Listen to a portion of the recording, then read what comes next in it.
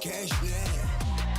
If it ain't me, it's bad, bad. Stack my dough and back bread. I'm on the road like bad gas. Gas by the assets. I pass off your fact checks. I pay no mind, I'm way too busy getting cash checks. That's just a facet, and you can't make the fame last. I need a whistle to official to be in your gameplay.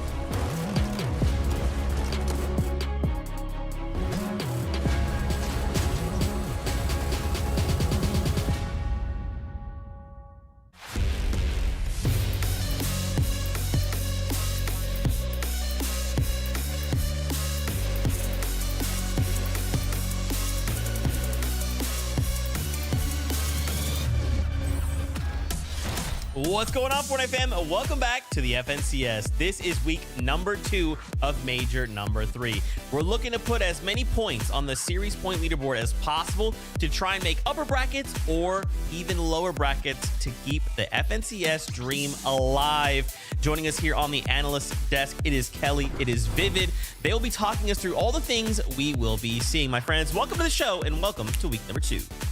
Let's go, Zeke. Let's go, Kelly. Qualifier number 2, round number 4. And I think the big thing to go ahead and mention here, Kelly, is that, of course, we again get blessed with those set lobbies. Of course, that big change that kind of came in for this FNCS. So we're going to be running those back. And I think both of us have already seen a lot of good things from some of our teams. And we can kind of predict how they're already doing in some of these set lobbies in grand finals.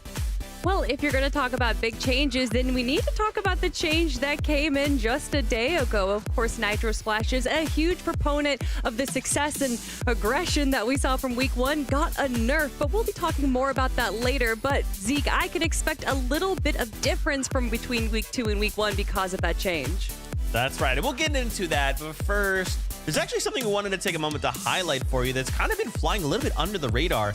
That's actually Forecast Towers. We've been seeing them make quite a big impact on competitive, but let's start simple. Baseline, what's a Forecast Tower? Yeah, I mean, to go ahead and reiterate there, Zeke, right? Like, Forecast Towers have been in competitive and a big part of the game for so long now that we often don't really talk about them now all that much because they kind of fly under the radar. But Forecast Towers are a big piece of how some of our competitive players find an advantage. And how they work is basically there's going to be a couple of Forecast Towers that spawn each game. And around 6 minutes in, we're during second zone. You're going to have 3 NPCs that spawn, and once you take them out, you're going to go ahead and get a card that you can plug right into the Forecast Tower console, as you just saw on screen right there. And that, Kelly, is of course going to grant you and your teammates Forecast. But what exactly does Forecast look like? Way back when it used to be an augment, but now it's something provided with the towers, and it gives a lot of teams the advantage that they are looking for when it comes to rotations. And let's actually pull up a map to show what it would look like. For teams going into zone, it would look a little something like this, a big circle in the northeastern portion of the map right there, and that's what everyone else sees. But what someone with Forecast would see is a much smaller, the next zone actually earlier on. Yeah, exactly. And if you're kind of watching streams out there, you'll see some of our players like Clix and Vino. They are very frequent in going for those forecast towers. That next circle that other teams are not able to actually see, right? It's going to be like kind of flashing, and it's going to be a little bit gray color. And so if you see that kind of happening on some of those streams out there, that is, of course, an indication that they are able to see the next zone further than any of the other competitors. But Okay, not so- all towers. Oh, I'm sorry. Oh, go ahead, Kelly. You first. I was just going to say not all towers are created equal because there's different spawn rates for the towers that we have. And at one point we had 6 towers earlier on in this chapter, but now those have gone on to just 5 towers throughout the map, most of them in the center portion. But of course, there's one in a so convenient spot for our top duo from last week, Clix and Vino. And as you can see right here on the screen, the percentage chance for some of these forecast towers to actually go ahead and spawn. And a big part of the strategy for a lot of our teams is, of course, when they're flying in from the battle bus, you can physically see whether or not a forecast tower is there. So early on in the game, our teams will definitely be gathering up information to dictate what they will be doing further on in the game. But for Vino and Clix, 80% chance, most of those games are going to be able to play around that forecast tower. And what that kind of looks like is exactly what Veno is doing right there. Staking claim on the hill just outside of their POI that overlooks that forecast tower. So that way they can always see if any of the teams are kind of rotating towards that. And if they are, Kelly, they can take some easy shots. That is right. Not just easy shots right now, but easy rotates into the mid and late game. And we saw just how successful grabbing the tower was for Clix and Vino. They were able to claim it in games 1 and 2. And wouldn't you know it, they got first place in both of those games.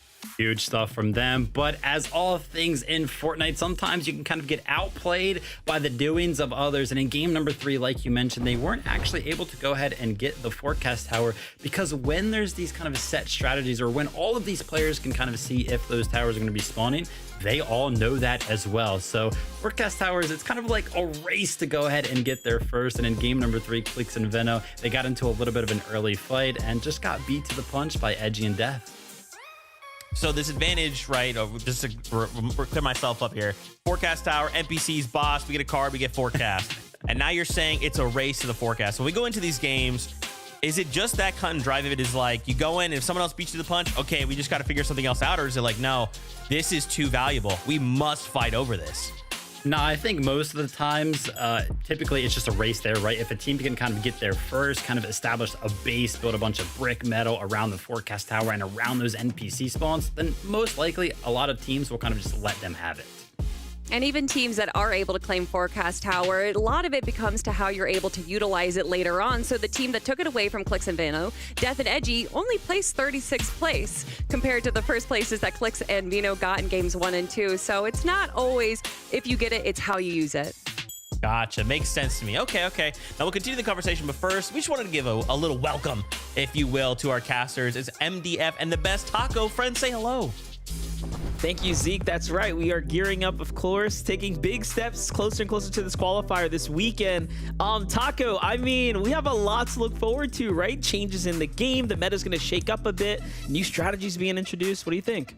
Yeah, I mean, the obvious elephant in the room is going to be that Nitro shift that we saw take place on Saturday throughout the open rounds. We definitely noticed that there was a much heavier impact as far as how the mid and late game was actually affected. I saw a lot of players able to essentially play med kits for slightly later rotations, taking up more of that storm damage. And you just know that if your shield gets cracked, it's not instantaneously game over, since that Nitro shoulder bash now shifting from 300 damage to structures down to 90. And so I'm really excited about that. But the other thing I've really got my eye on, MDF, is what's taking place at Redline Rig, because with the Nitro shift, I don't think Brutal Beachhead and the Megalodon Medallion is all that heavy of a priority in comparison to the Machinist Medallion that can regen you up to 75 shield. And knowing that Peterbot and Pollo are in full control of that area uncontested, this is very reminiscent.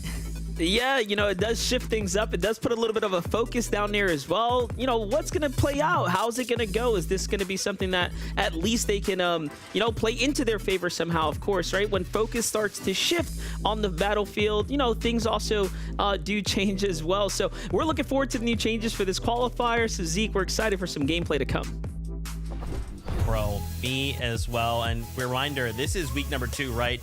We only have 6 games So either we're looking good, or we have enough series points and we're fine, or we need to put everything on the table, put a few puzzle pieces together, and try and make a spot in that series points. Now, speaking of said series points, why don't we talk about that? Kelly, can you talk to us about the series point leaderboard? Maybe there's fans out there that they're like, Zeke, what did you just say? What is that? I don't know what that is. Let's help them up. Okay, so yeah, let's talk a little bit about what series points is before I break down what the semifinals are going to look like. So for the series points, by making it even to round 3, top 250, you're going to collect a few series points. Obviously, by making it to round 4, you're going to collect even more. The top 50 teams from the collective series points from weeks 1 and 2 will go to the upper bracket, whereas teams 51st through 250th will go into the lower bracket. But the reason why I'm bringing this up is that there has been a lot of dialogue recently of, is it actually important to make it to upper or lower brackets? And it was kind of something interesting that I didn't really ponder too much, so I actually dug in. And please, everyone, bear with me. There's going to be a lot of numbers that I'm going to be talking about over the next 90 seconds. But let's look into it. So even though the teams in the upper bracket only account for 1/5 of all the teams that are going to be going into the semifinals, 50% of the teams in Major 1 and 60% of the teams in Major 2 that made it to the upper bracket in day 1 made their way into grand finals.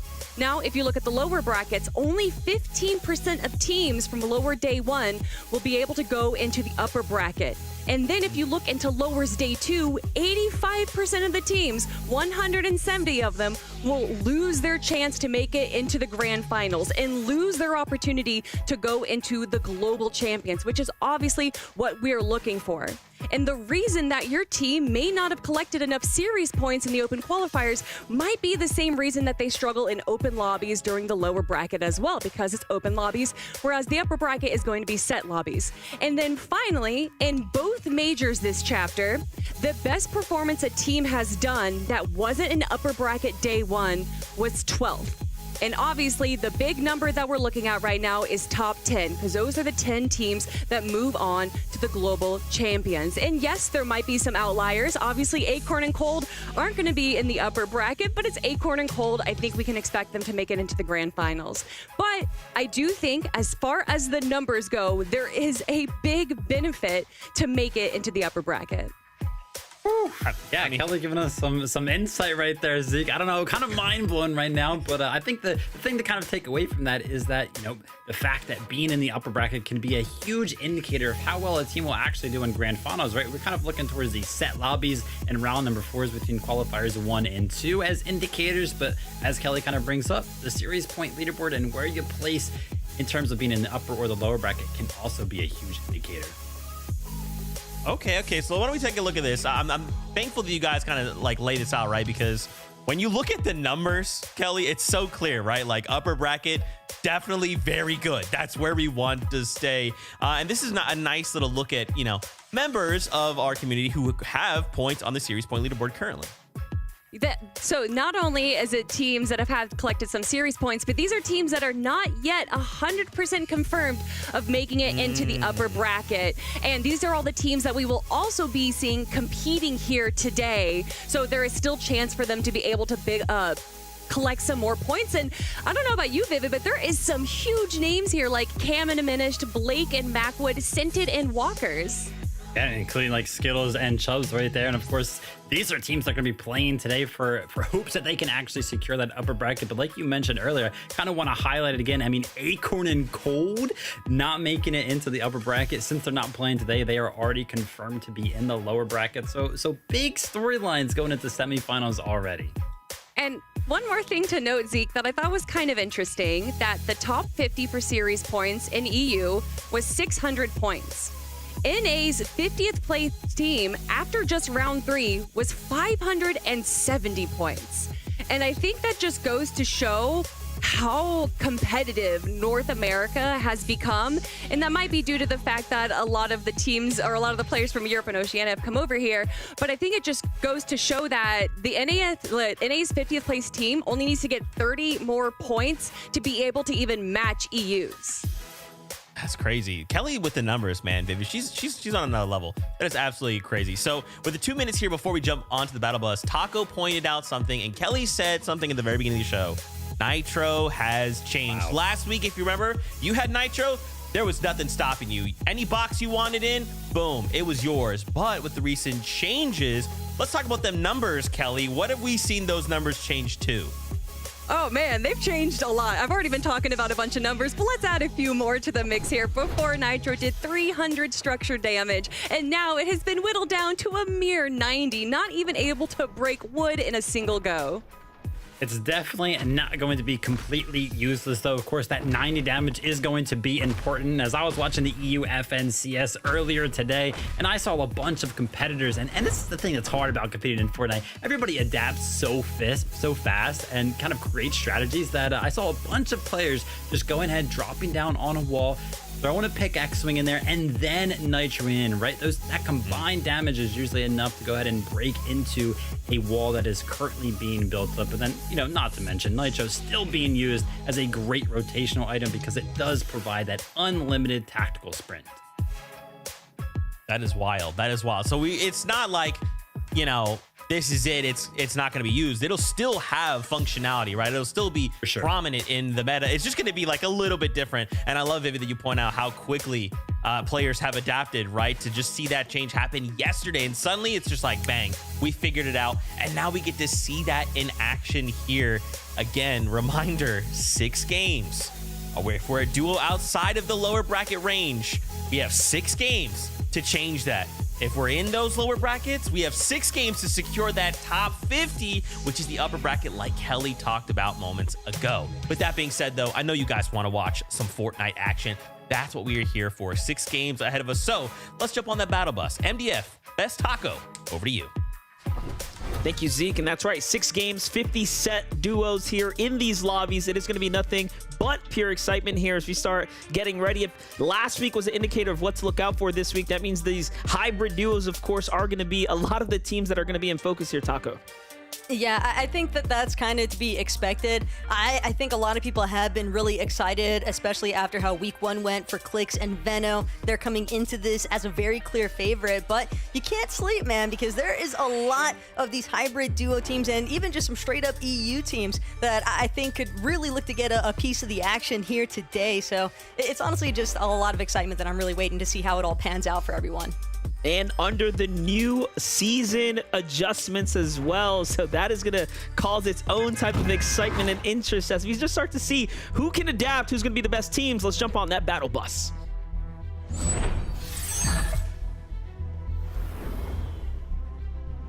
Here we have it, Taco. Qualifier number 2, game 1 is here.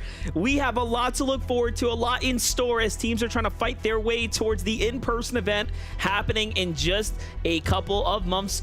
And there's only 10 spots, right? This is a very prestigious FNCS to perform well inside. Yeah, but again, MDF, I think that for a lot of the players that are competing here today, especially some of our week 1 returners, most of the emphasis is going to be getting that set lobby practice in general. I think that most of these teams understand the fact, hey, we're pretty much confirmed for either upper or lower, but this is a new battle shaping up here at Grimgate. Bucky and Okus actually beating Rapid out on the drop, forcing him to instantly fall to the bottom of Grimgate, but Batman Booga, he's got coverage.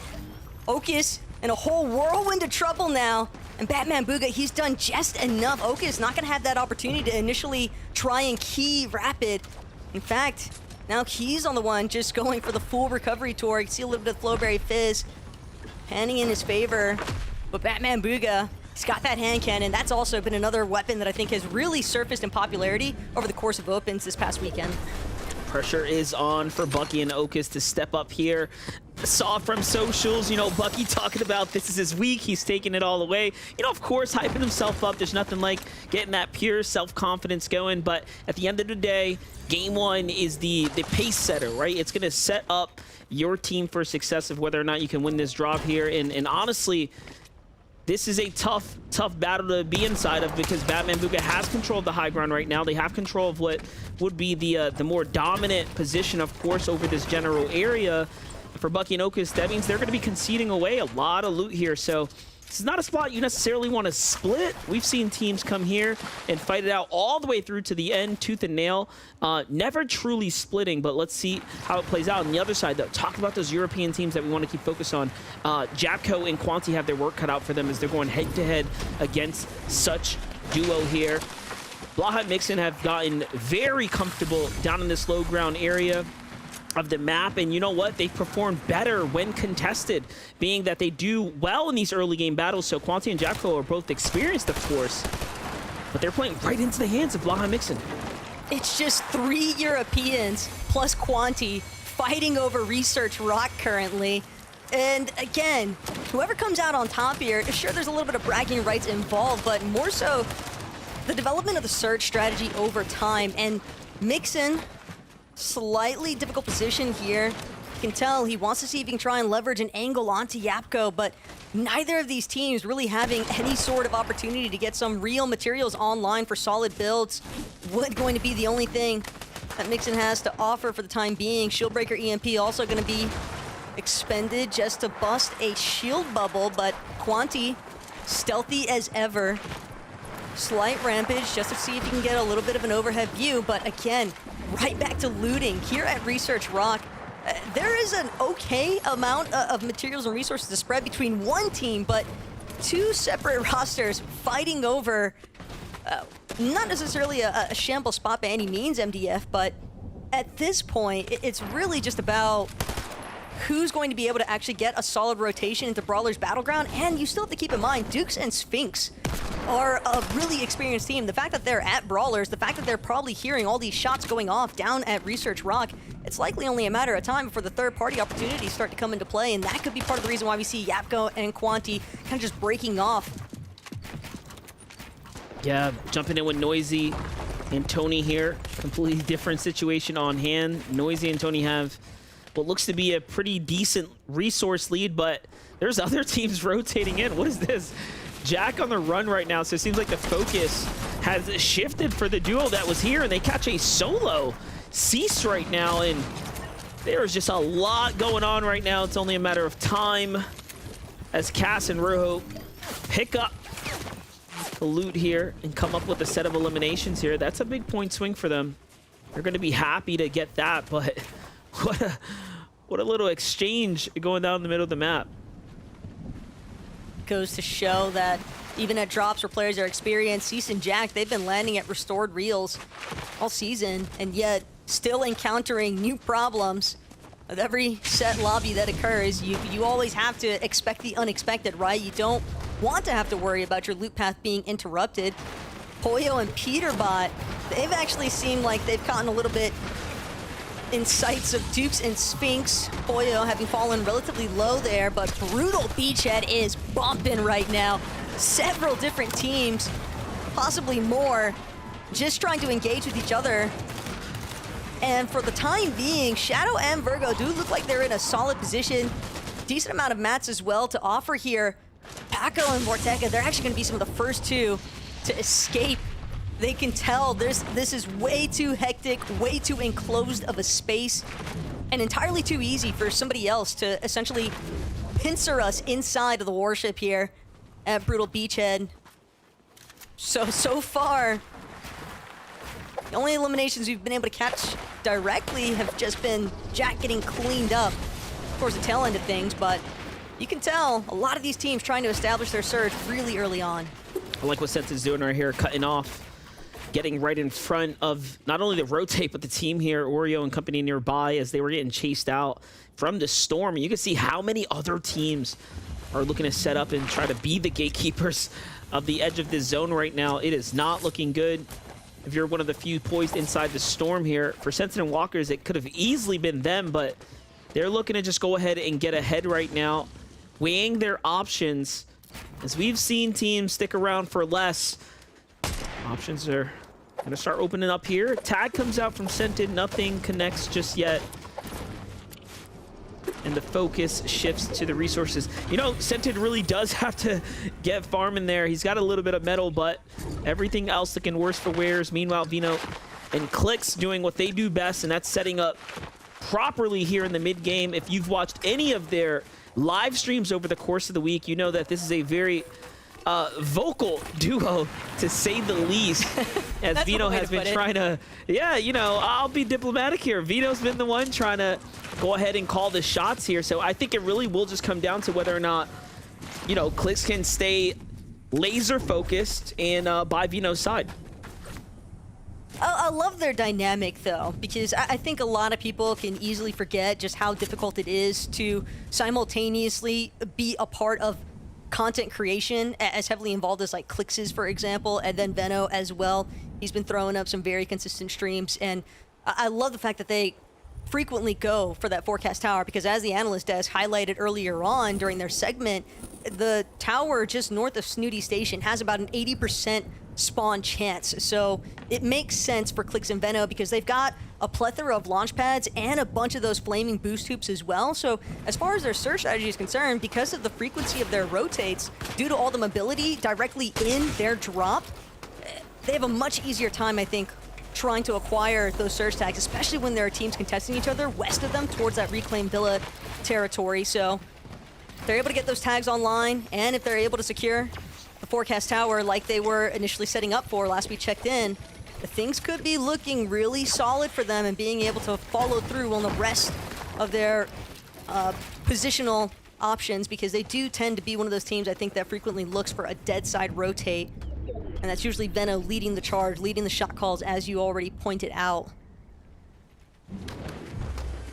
Jump in now, the new duo here. Fanatics Agers, DT Rise. Got themselves a nice little sweet spot here. See Rise taking the head charge here. And then a Nitro comes out. Love to see teams utilizing this Nitro early on instead of waiting for later situations.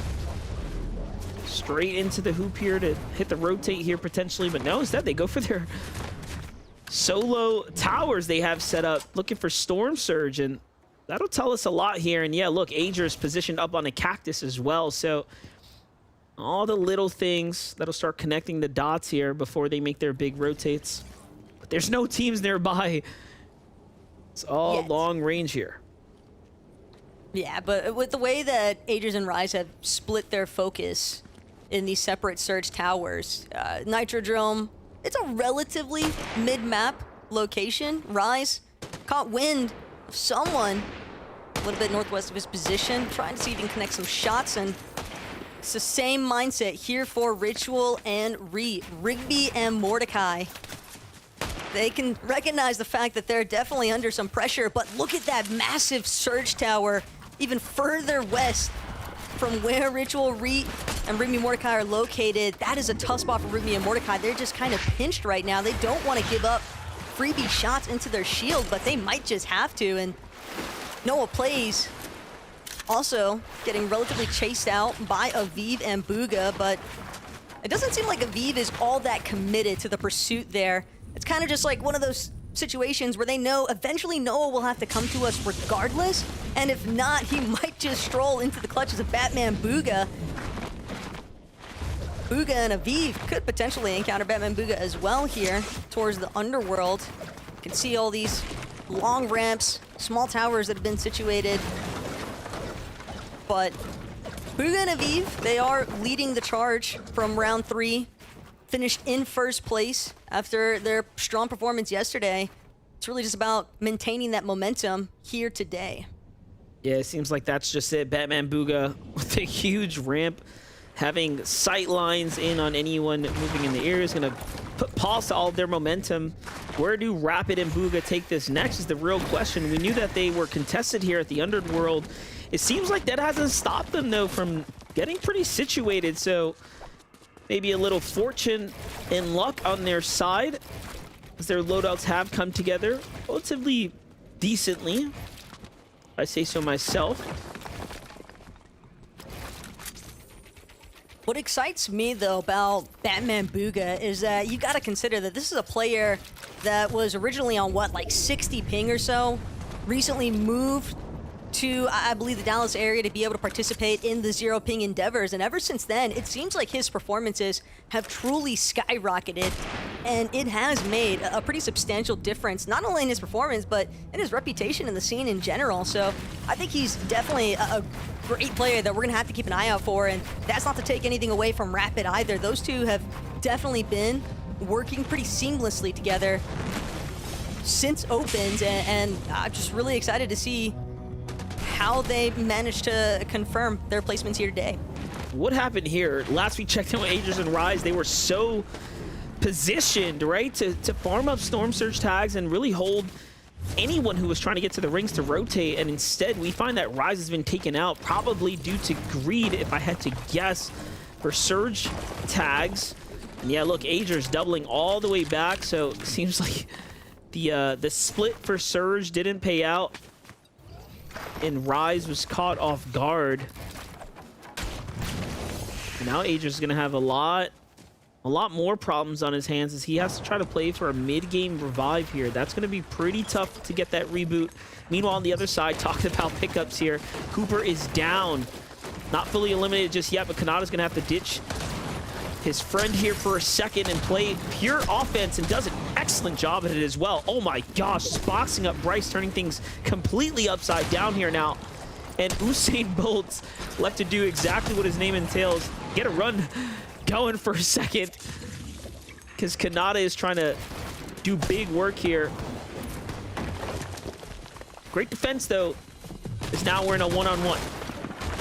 That was beautiful wall takes by Kanata. Not only that, but Usain has got to be careful, because here's the third party that I was waiting for. Anytime you find yourself in a fight and you're not able to close it off clean, right now it's just a one-for-one exchange between two separate parties, but it's likely only a matter of time before some other contenders decide they want to get involved, because again, one of the most difficult aspects about any set lobby is just getting your Surge strategy online. And for Kanata, it's even all the more difficult because, again, we know that he just lost Cooper. Same occurrence for Usain Bolt. But now, how do you leave this position with so many teams surrounding you and make it safely to a reboot van in the first place?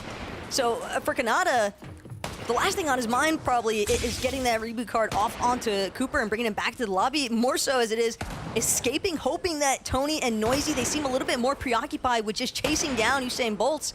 He might have just been able to wriggle away, but even still, having to head back into the zone, back into the storm, it's going to cause so many problems because very dependent on whatever Surge Kanata did just confirm off that elimination, and that having to essentially carry him through if he's able to get that pickup onto Cooper in the first place. And good on Tony and Noisy, just recognize that those were solos fighting there. That's one thing gotta be wary of when taking those fights. But Bolts is an excellent player. Into the storm he goes. He might just get his pickup, get his teammate back into the game. Meanwhile, Peterbottom Pollo up against the likes of Tayson right now. And of course, Iamzo here at the Rift Island. This is a very, very contentious area to be a part of right here. It's not only the battle for supremacy here at the Rift Island, but it's all the resources that get gathered here in the general area. Peterbottom Pollo seem to be in full control of things, though, as they've captured the point. But Iamzo and Tayson not easing up. I wonder what's on their minds right now, forcing them to play so aggressively here. Likely the fact that they've spotted out, hey, there's a Medallion team and we want what they've got. So for Iamzo and Tayson, if they can get a hold of that Machinist Medallion, have that free shield regeneration, that they can split, share amongst each other when times get tough, because that's all that Peterbottom Pollo have been doing. And as far as war of attrition is concerned, Peterbottom Pollo definitely leaning a little bit more in their favor, because they're forcing valuable resources, valuable shield to be expended consistently from connecting some solid shots. Not to mention that Mythic Combat Assault Rifle is great for holding height later on in some of those moving zones, for example. And we know how much Peterbottom Pollo love to try and control the high ground, so with the zone pulling in, Storm now becoming a slight problem here. Peterbottom Pollo, they're likely to make a pretty swift escape. I just want to bring attention to the fact that Peterbottom Pollo not once split up from one another, whereas in the previous season, given that they had the powers of the other medallion to get infinite dashes, they played so differently. So we're just seeing stylistically Peterbot and Pollo, you know, try something new, right? Which is a much more tempered type of duo engagement right there. Very interesting stuff. Start really diving into the styles of Peterbot and Pollo. Meanwhile, Cooper's back, Kanata's back, and they're running up the eliminations right here. Could be a slight blessing in disguise. Seems as though that wasn't really a fight that they were trying to pick, more so a duo that came to them, possibly after having heard the sound of that reboot ban going off. But Kanata, he's toting all 3 of those bad boys. We know that he had the one earlier, but taking a second glance into exactly how that went down. And Max, they tried to dash into the box, but the reaction time from Kanata is just too good. There's a reason why he's commended so heavily for his mechanical prowess, and can't get a better example than that.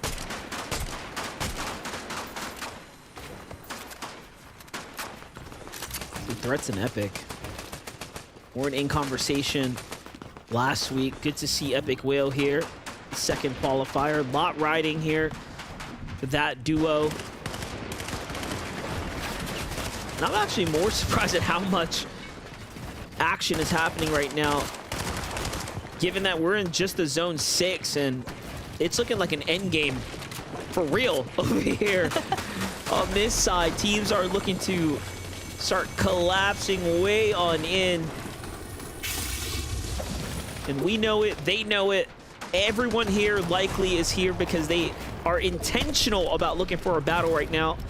And you're gonna get what you're looking for as Scented receives a punishing shot there. Walker's forced to play defensively here. And this is a very interesting duo right here. Talking about playstyles and dynamics. Walker's is a part of this newer generation of player. Very highly skilled, and you know, he's poised up alongside one of the best, right? Scented, of course, being the caller here, but no, the Surge experience not enough to get them through this difficult zone here. Pump and NPen also are gonna fall here, and the numbers continue to rack up.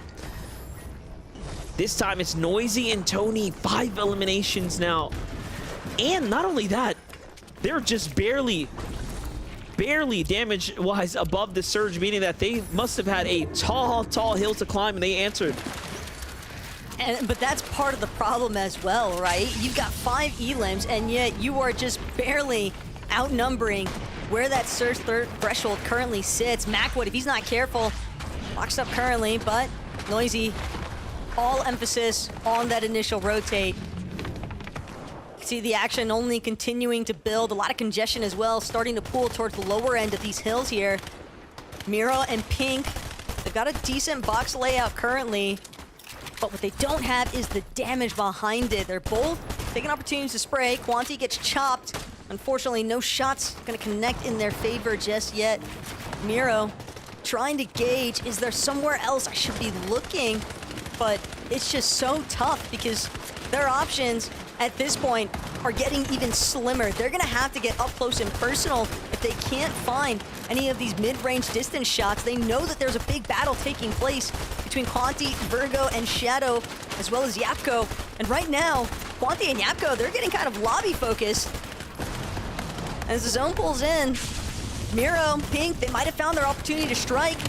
They see just within their clutches a prime opportunity for a pickoff, but as long as they're getting tagged by the Surge, they're just gonna have to charge right in here, MDF. They don't have any more time to wait. Miro must be so frustrated. Yeah, I was gonna say, there's a down body right there. The tags that he needs, literally right in front of him, and just having a very hard time with all that going down. They didn't find any action. And yes, sure, the Surge is turning off, but they know danger is sitting on their shoulders right now, and the zone doesn't stop here. They have to continue on through. Luckily, the Nitro, of course, is going to give them the unlimited sprint, and everything here, coupled with the Fizz, is going to give them a quick, swift rotate, but so are the other teams likely here as well. They're trailing just behind, so it's going to be all action here for Miro and Pink. They're sitting on top of what looks to be Clix and Vino just nearby, and other teams in the distance. Everyone just so protective of their builds, though. So many separate huts taking place. Miro finally going to get some decent tags, and again, only 35 above. Pink holding down a separate angle, but checking back in with Peterbot and Pollo doing what they do best. Not going to waste any more time. Gatekeeper shotgun straight to the face. That's one way to confirm your knocks and eliminations, but I like what Aviv and Booga have done. They've claimed a decent amount of space more towards the dead side, this current zone. Question is whether or not they're going to be able to hold it, but with the zone pulling so far west, this could be prime pickings here for Pollo and Peterbot if they're able to crank up. A little bit low on their map materials, though. They're trying to take care of some of these teams on that ultimate low ground. Yeah, even Chimp right there, that elimination, not enough, not really giving them much here. Peterbot eyeing up high ground. They have all the information they need. There are no teams really playing the mid ground right now. This is a very interesting end game, very different than you would normally see in the high ground team. Is below the surge. Yeah, talk about anomalies happening everywhere right now. Braids and visuals under the surge. Low material count to work with. Meanwhile, Ritual and Re are on fire right now. 6 eliminations, plenty to work with here. And the Hill holding them back, though. Yamzo doesn't even get a chance to respond. Tayson's gonna have to do it all by his lonesome. But yeah, this Hill, the way that the zone is pulled, has not done any of these players from the low ground any sort of favors. Tayson nearly had a knock opportunity, but look at the mega ramp of a lifetime. Benno and Clicks, they'll be the first ones to scout it. They're trying to chop it out, but leaving that half wall at it open just slightly too long. Braids and visuals, they will finally be forced down to at least a similar layer as everybody else, but they did have at least one more underworld dash to expend. No fall damage gonna come into play just yet. They did also manage to secure themselves a few more tags, so they are above. Tayson unfortunately picked off in the congestion of the low ground. So hard for any of these players to maneuver all these pre-existing builds. It seems as though someone is hiding behind every single crook and crevice. A lot of players still alive right now. 20 in the game, 13 duels remaining. Peterbot, Boyo falling there in 12 to the hands of another fresh team on the outside. Zooks and Bacon there on high ground now. Vino and Clicks, the master plan coming into fruition here. They have toppled high ground and now taken high ground almost effortlessly, as Braids and Visuals did not have enough material to do anything. But I do think Reet and Ritual are going to be the most dangerous team here to look out for, besides Vino and Clicks, who have the high ground right now. Felt so bad for Visuals there for a moment. He's trying to get the med kit off. He's got a player pickaxing his wall. Ritual and Reet, though, they are doing a solid job just tarping forward through some of this low ground. Nice. Big shot onto Booga and Aviv. That combination of eliminations now going to give the perfect sort of material refresh. Rachel and Reet, they can just keep playing through the low ground. They have so many more mats to work with in comparison to everybody else. Yeah, they found themselves so uniquely positioned here. Look, even Vino and Clicks are coming down desperately, looking to get a little bit more mats, and they get punished for it. And in the end, it's a 2v2v2. Mason and Hound, very much experienced duo right here. It's a team that's been playing for season after season now. But I told you, if there was a team to look out for, it was going to be Reet and Ritual, who are now looking to snipe up the high ground, and Ritual is in full control. This is where he plays best. Vino and Clicks have a lot to worry about here now as Clicks dips into the storm, trying to play for a little bit more placement or something there to come out at the end. But it's looking like Reet and Ritual's game here to win. Not only that, Reed still has 2 med kits if it comes down to it, but it seems as though the direct 2v2 might be enough to confirm. Wow. Mason actually going to convert this. He'll get the cleanup off of Hound's knock. Clicks actually picking up the other part of the puzzle. Clicks taking out Reed just sets up Hound and Mason to steal away game 1 for the victory royale. I've said it before and I'll say it again. When there is a solo player in an end game like that, you really have to be careful. They will determine who will win the game. Clicks points to high ground, says, you know what? I need a little get back there. And it allows Mason to just turn around that distraction and take full advantage here. Take a look as how he jumps straight to high ground and body slams Ritual without him even recognizing he was behind him. Mason and Hound with a very clean win. And yeah, sure, it was Mason's single Elan, but it was the most important one of the game. Congratulations to them for the first victory royale here of the day here for the second qualifier. Cyro, Mason, and Hound just put on a great showing there at the end. Yeah, they did an excellent job, I think, even just hanging with Reed and Ritual as long as they did, because Reed and Ritual, they look so heavily in favor there, MDF, but that's just not always how the cookie crumbles. But we'll get more on the Game 1 breakdown right after this short commercial break.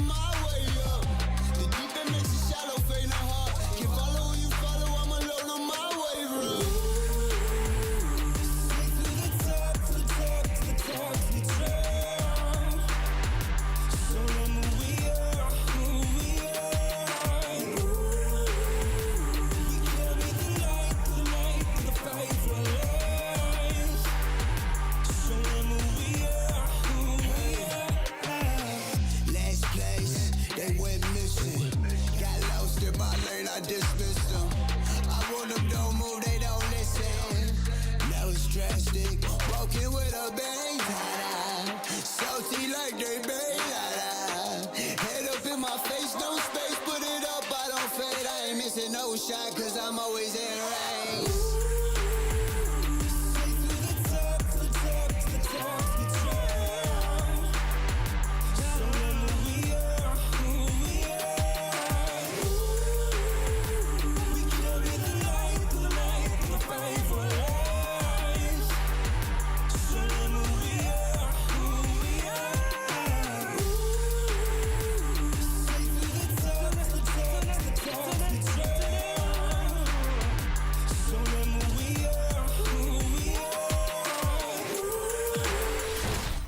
What is going on, Fortnite fam? Welcome back to the FNCS. It's your boy Zeke. We got Vivid, we got Kelly here, and we just finished up game number 1 of week number 2. The victory royale going over to Hound and Mason as a very chaotic game number 1 transpired. We saw high ground retakes. We saw 5 wide metal ramps being built. Chaos is here in NA, but a huge congratulations once again to Hound and Mason getting themselves the victory royale here in game number 1. That is momentum, Vivid, and we like momentum. That's the stuff we love to see, right? It's kind of one of those games for Hound and Mason where patience paid off extremely well. I mean, we saw a bunch of high ground changes throughout that end game, but Hound and Mason's in the end were the ones to go ahead and take an just the right time to actually secure that victory royale. And it's a pretty awesome one as well, right? Because it looked like Reet and Ritual, they had so many materials from all of the eliminations they had. Mason and Hound, they had no builds to work with. But the Fizz, Kelly, they just used the Fizz, sneak up on the higher ground team and get some great shots in. And you could see that Reet and Ritual were kind of looking in the front and downwards, where Mason and Hound actually went around the sides and were able to kind of sneak up on them. And then, of course, speaking of sneaking, Clix with that elimination against Reet, you kind of have to wonder, would have gone a little differently if Clix was not a part of the equation. But regardless, it was a great performance from all top 3 of our teams. Yeah, just watching kind of all that happen, right? I think it all began when Braids and Visuals decided we're going skyward. We're just gonna build a metal ramps, and that's gonna take us up into the sky. And then good luck everybody else. What a wild game number 1. We also saw things like plays being made by Peterbot and Poyo, right? Remember last week we didn't have the chance to see them, but now they are back. They are here, and though they're already qualified to global championships, it's still great to kind of see them in action. Quick note, we actually didn't see 2 big name teams last weekend that we will be seeing this week. And of course, Peterbot and Poyo being one of them, and Kanata and Cooper being the other one. So my eyes are going to be peeled on these 2 teams. But, you know, Peterbot and Poyo getting very, very aggressive early on throughout the day. Still 5 more games left to play. And I'm sure we'll see more of these eliminations. But Kelly, not too many materials very early on in the end game for this duo is maybe a little worrisome. Yeah, this is definitely a different Peterbot and Poyo, and obviously we didn't even get to see them last week, but everyone is thinking about the Major 2 champs and the performance that we saw coming out of them, and more specifically out of the Grim Gate coin. But Peterbot and Poyo still showing up today, currently sitting in 10th place right now, but just 5 eliminations and a 12th place spot is rarely where we would have expected Peterbot and Poyo to be a few months ago. Yeah, that's totally fair, right? I'm curious to kind of see the standings. I want to see how things are kind of shaping up after just game number 1. And remember, this is just game number 1, right? This is a very small sample size. Everything's chill. Everything's fine. Take a look at the top there in first place. Once again, Mason and Hound got themselves the victory royale. And though you think that would be the talk of the town, I feel like we have to turn attention to second place. Reet and Ritual. Just look, after game number 1, Vivid, 12 eliminations. I mean, 12 is an incredible number, but I was surprised. I was caught off guard when we tuned in them. I think it was on like 9th zone, right at the beginning of the end game. They had already had like 6, and I was like, what do you mean they have 6 eliminations? And these eliminations that they were able to rack up throughout the end game, throughout the middle game, throughout the early game, wherever they got them from, just kept them so healthy in terms of materials, getting those refreshes, which is why they were actually able to take high ground in the first place over Clix and Vino. Yeah, I love them holding second low ground right there, kind of able to bully all the other lower ground teams. And we were kind of expecting this from them last week. They are low ground kings. But of course, with the most recent changes to Nitro, we can expect that the low ground is a little bit more easy for them to control. And that is exactly what we saw come out of Reet and Ritual. 12 eliminations, just 1 point below Mason and Hound, showcasing that, yes, getting that victory royale is great, but grabbing eliminations might be a little bit better. Now, of course, we do see the other side of that, right, Kelly? Maybe placement. They're going to Clix there, playing spoiler, and somehow as a solo rider, finding himself the 2nd place. Like, we absolutely take those, right? The victory was almost there, but a 2nd place, still amazing. Oh, yeah. Yeah. 100%. I mean, I think, Kelly, like, the one thing that we were kind of talking about was that they had 0 eliminations when they went for high ground. Yeah, that is definitely something a little surprising. Clix and Vino have been a little bit contested, especially in the early to mid game of the rotations. They've seen a lot of aggression, but for here, they didn't really seem to find any issues and no eliminations. And primarily for me, I'm worried about their storm surge situation, and clearly that was not much of an issue for them. Able to take high ground exactly when they needed to. That is the biggest component of their success, is being able to take height around this 11 zone, maybe at the end of 10. And by doing that, they're able to save up materials. Obviously, they weren't able to save up enough there. Vino going down just a little bit early, but Clix, the play from him, sticking to low ground, watching the rest of the lobby fight it up onto high ground, and grabbing such a great elimination onto Reet right there.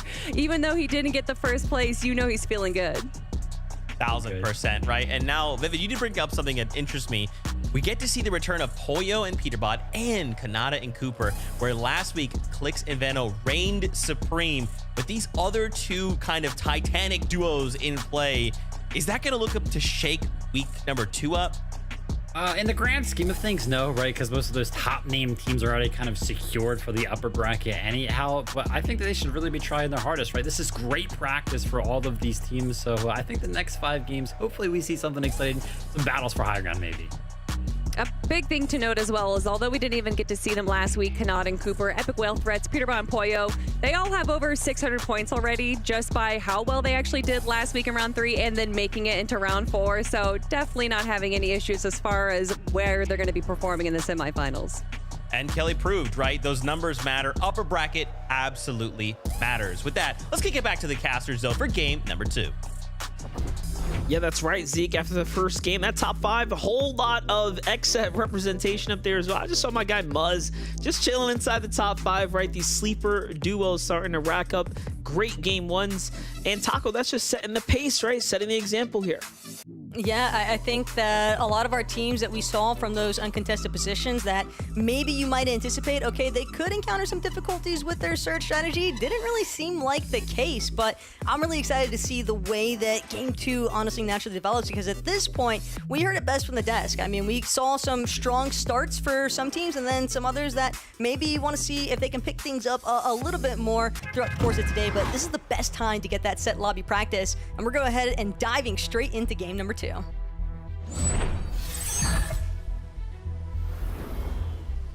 Qualifier 2 is here. Game 2 is here. We are jumping straight into the action with a 50-50 bus split.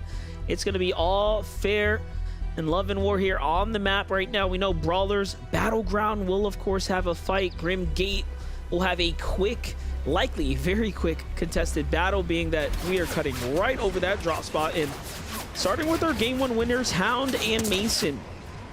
Little trouble in the air here. Trouble in paradise, if you will, for Hound and Mason. Those tags coming into play, but they're actually opting for the southern portion of Reclaimed Villa. Tested, most likely by Nerfs and Sid. And again, not the only point of contention taking place here today. Skittles, Chubbs, Brutal Beachhead. They want that mythic combat shotgun, but they're going to have to fight their way for it. And it's not going to be an easy endeavor by any means. Paco and Vorteca, not going to make this easy. Some of the wandering NPCs as well could potentially look to give Chubb some of that stealth coverage he's hoping for, but just kind of crawling around, crouching around the map right now. Only a matter of time. Vorteca and Paco, they've actually got a high ground leverage. Hand cannon just off the mark here, but the Nitro splash in tow. Paco, he's willing to give chase. Chubb's trying to do what he can to escape. Won't be able to hit the flaming boost tube. He's just got to stay out of the line of sight. Takes the Ascender, but is instantly knocked. Secondary shot going to connect here for Paco. Solid elimination cleanups from both Paco and Vorteca. They split their ones, and now they've got all of Brutal Beachhead to take over.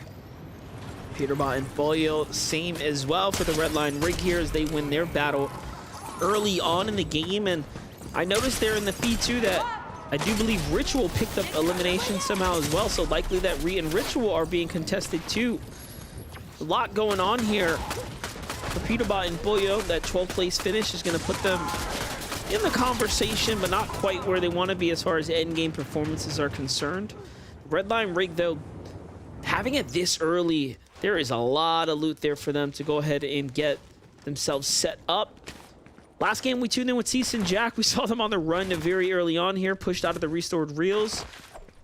How are things looking for them this go around? Seems like they're going to find their first elimination pretty early on and at least give them the confidence to go ahead and loot the drop and now move on much better here in game number 2. Yeah, not to mention Cease and Jack, they've certainly got some familiarity with being contested at restored reels. Keep in mind, week 1, they were dealing with the likes of Oceana with Alex and Worthy, but given that this week Alex and Worthy didn't find themselves actually falling to this finals, it's all down to just trying to play against a different set of members now. But Cease and Jack, I think Jack in particular has certainly, I think, been surfacing a lot on different people's radars. He's definitely had a decent amount of highlight-worthy moments, and again, a lot of Cease's veteranship and experience, I think, kind of playing into their favor there. far east of the map, though, all the way up Breezy Coast. MDF, would you believe that this is a triple con split over what is, honest to God, one of the most difficult places on the map, I think, to actually farm out? Yeah, it takes me back to the last FNCS where I watched the same thing go down. Oliver OG, for whatever forsaken reason, a team that had no business landing there decided to contest Oliver. And we saw that pure game knowledge came into the drop, and Oliver's team ended up besting them. It seems like they're doing just fine as he's got a lot of time invested. What do you even call that drop at this point? It's just the windmills. Breezy The Coast. east, yeah, the Breezy Coast, the east windmills or something, dude. It does feel like more inexperienced teams that aren't necessarily able to get a uncontested part in a more popular location on the map tend to default towards these like outskirt territories in the hopes that, you know, maybe we can win our exchanges. But again, when you are dealing with a team as experienced as Oliver OG and Craze at that drop, it's certainly not an easy split to win over. Bacon and Zooks, though, looks like they're in the process of chasing down the other half of the duo. Pluto trying to do what he can. Yeah. It's crazy. Vino is, by the way, split up from Clix. They play very far apart in the early game to fight for Surge, and he confidently jumped down before Clix even made the rotate there, looking for an advantage, and he actually found a massive tag there onto Zooks. And I mean, now they have them trapped essentially between Bacon and Clix, who is now on the way here to support Vino. But no, seems like they don't want to stick around for too much longer. Not being the focus, at least. They want them while they are with their guard down. Clix is trying to hit the other side of the tunnel. And there goes the disengage. Likely to mix things up. I think Vino is going to make the proper call here. Likely giving the heads up like, hey, there's a solo in here, 1,000,000,000%. We just got to not fight the duo, right? At the same time, though, Veno gave warning shots to the backside of this tunnel, so everyone inside of the tunnel itself is alerted, hey, we can't go backwards, so we might as well push forward, which is probably a big part of the reason why Veno actually chose to just go hip to hip here with Clix. Wants to support his duo as directly as possible. If they can control the front end of this tunnel, it's going to make it all the more difficult for any of the players inside to try and escape. It did look like they were able to confirm a couple of extra DMR tags as well in the process. And given that this is a big part of where Clix and Veno like to play, north of that Sandy Steps area, the Snooty Station can definitely be problematic to escape from when you get caught in these kinds of exchanges. Wouldn't be surprised to see Clix and Veno opting to maybe just keep tabs on how that fight is actually breaking out. Look at this. Japco and Quanti have 3 eliminations right now. Super early into this Fortnite run right here. Well played for them. Meanwhile, on the other side, what's happening here? Doxy, Oreo, jumping onto Dash here, who must have just finished up a fight because Doxy and Oreo have no eliminations right now. Looking for the sidewall, cuts them off, and seeing the adjustments really come into play there with the Nitro not being able to push him all the way through. They have to damage that wall first. Defense is better, though, for Dash. What in the world? Yeah, that's a deserved. It's like, My gosh. If I'm Dr. Pax, I am probably so proud of my duo in this circumstance, but he's just holding that right side peak. Could not have played it any more perfectly. And Oreo and Doxy, I mean, welcome to the final set lobby. That is a tough break, though, for game number 2. But also keep in mind, Oreo and Doxy likely in a bit of a shambles situation, considering that they are part of that triple contest from that east part of the map, Breezy Coast. So after getting pushed out by Oliver OG and Craze, they were just opting to rotate towards that slumber yard, see if there was anything that they could pick up, kind of last minute exchange, recognize that there was a solo looking for a recovery tour, and don't think that could have gone much better for Dr. Fox and Dash. Gave them a lot of needed surge, yeah. Mugen and Vive going so far north outside the map. What are they chasing? Is there a bunker spawn out there? Like, where are they headed right now? Piney Lane, potentially. They already had 2 medkits. But at the same time, keep in mind, last week we saw Bugha and Aviv. They liked rotating really fast towards Piney Lane to go and key Pilot and Flix. And currently, Piney Lane, potentially double con, Tahi, Revise, Kaz, and Rojo. They're going to be two of the teams kind of located more towards that direction. And so for Bugha and Aviv, if they can get their surge off of keying that north part of the map, then Deadside rotate is all theirs. And we saw late in the final moments of the last zones in the first lobby, so seems to be working out for them.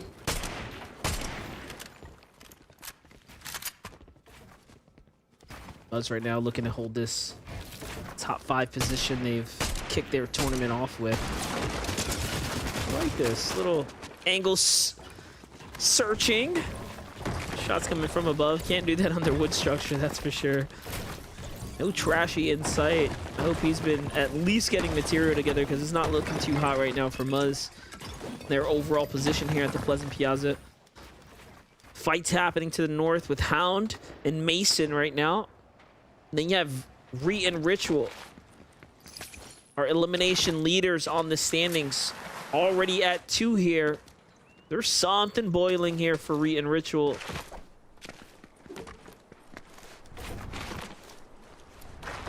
Just kind of gauging whether or not they need to stick closer to the low ground here because of that surge tower that Re spotted just a little bit further northwest.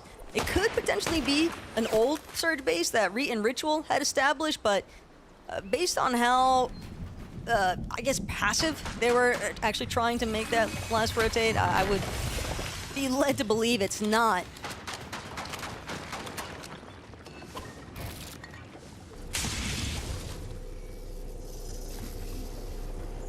Looks like Noisy gave Edgy and Def a little too much time there, and the cactus there, they're gonna bounce right back into things. Where is Tony? Inside the storm right now. Health just chewed away here. Noisy and Tony are gonna have to get a move on it. A lot of teams have rotated into the red line rig here as part of their strategy this game too.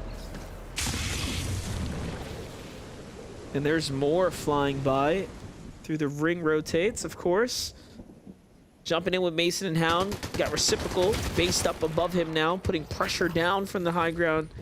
And the teammate out on the outside, so Mason and Hound essentially will likely have to key one of these two players, depending on how much, more troublesome they become. A lot of it's probably just dependent on how comfortable they feel off the damage they acquired from that first elimination they picked up. And that's not factoring in any other tags they might have been able to gather, considering that we do see Mason with that Blue Huntress DMR. A couple of Nuka-Colas as well, and 5 Nitro splashes, so if they need to get a move on, they could certainly get active at a pretty rapid rate here. But I think part of it also is that when you're looking at some of these teams more towards the southern portion of the map, inside this desert area, Tayson and Iamzo, a prime example. They like to drop what's considered that SETI Cami split, splitting between 3 separate landmarks, the Rec Mill, Orchard Station, P-Boys headquarters, but there's so many slurp cacti on this side of the map, and it makes for such elongated battles from a distance because players can just box up around those cactuses and consistently regenerate any shield, any white health that they're missing. That could be part of the reason why we are seeing the search threshold numbers kind of shoot so high upwards. Even when teams have like 5-6 eliminations like we saw out of the first lobby, and they're still just barely above that search threshold. Couldn't agree more. Bugha and Aviv right here, trying to find what they can. Cease and Jack. Finally, some life in Cease and Jack here. But Cease hurt. Looking a little worse for Wares right now. Heals are going to have to start being utilized here. Nitros is out. Rotate's going in. They want to get a little bit more center and away from the attention of the others now.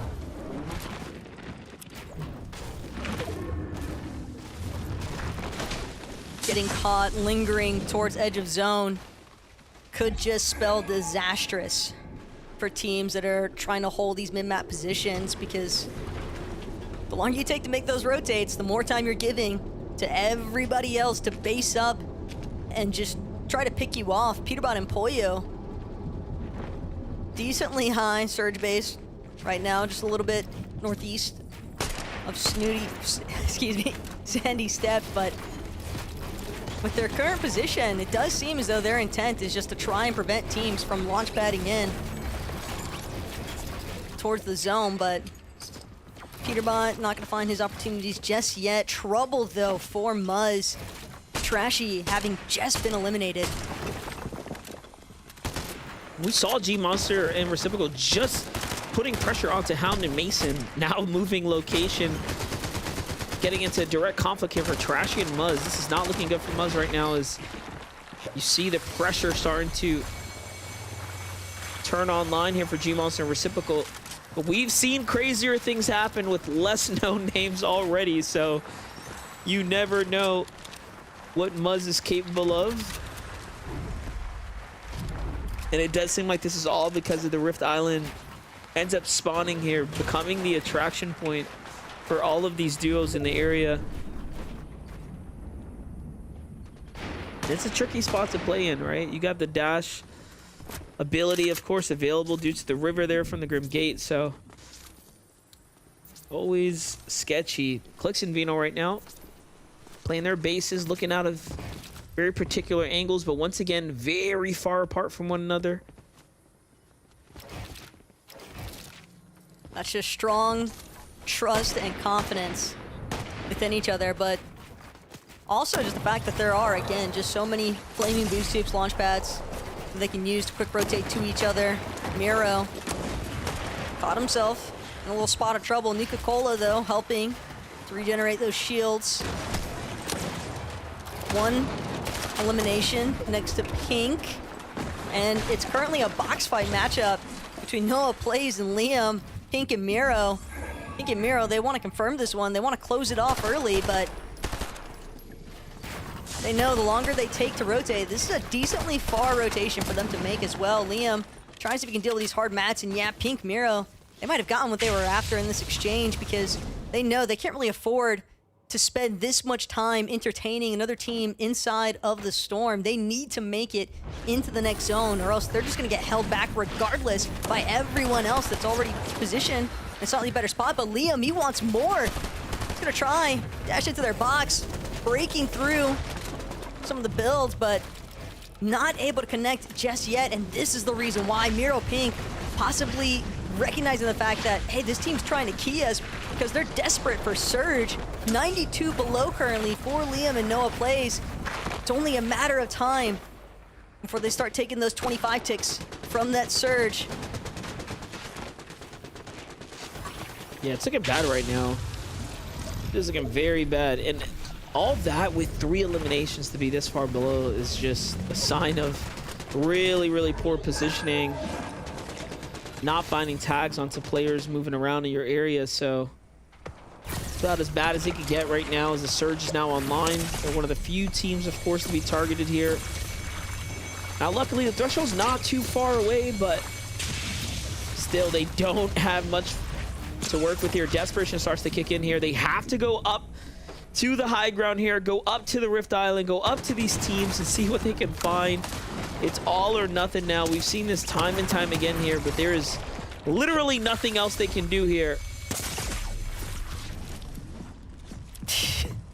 That's the last of Liam's fizz, and it's wraps. Bandage will not save you at this point. Bad math. And I mean, but the thing is, even if they had managed to get damage above, they utilized so much of their only form of mobility in that Flowberry Fizz, they were likely going to get picked off regardless. At this point, it's kind of like a special delivery of some siphon materials to Pump, who was just a box above where we had last seen Liam and Noah located.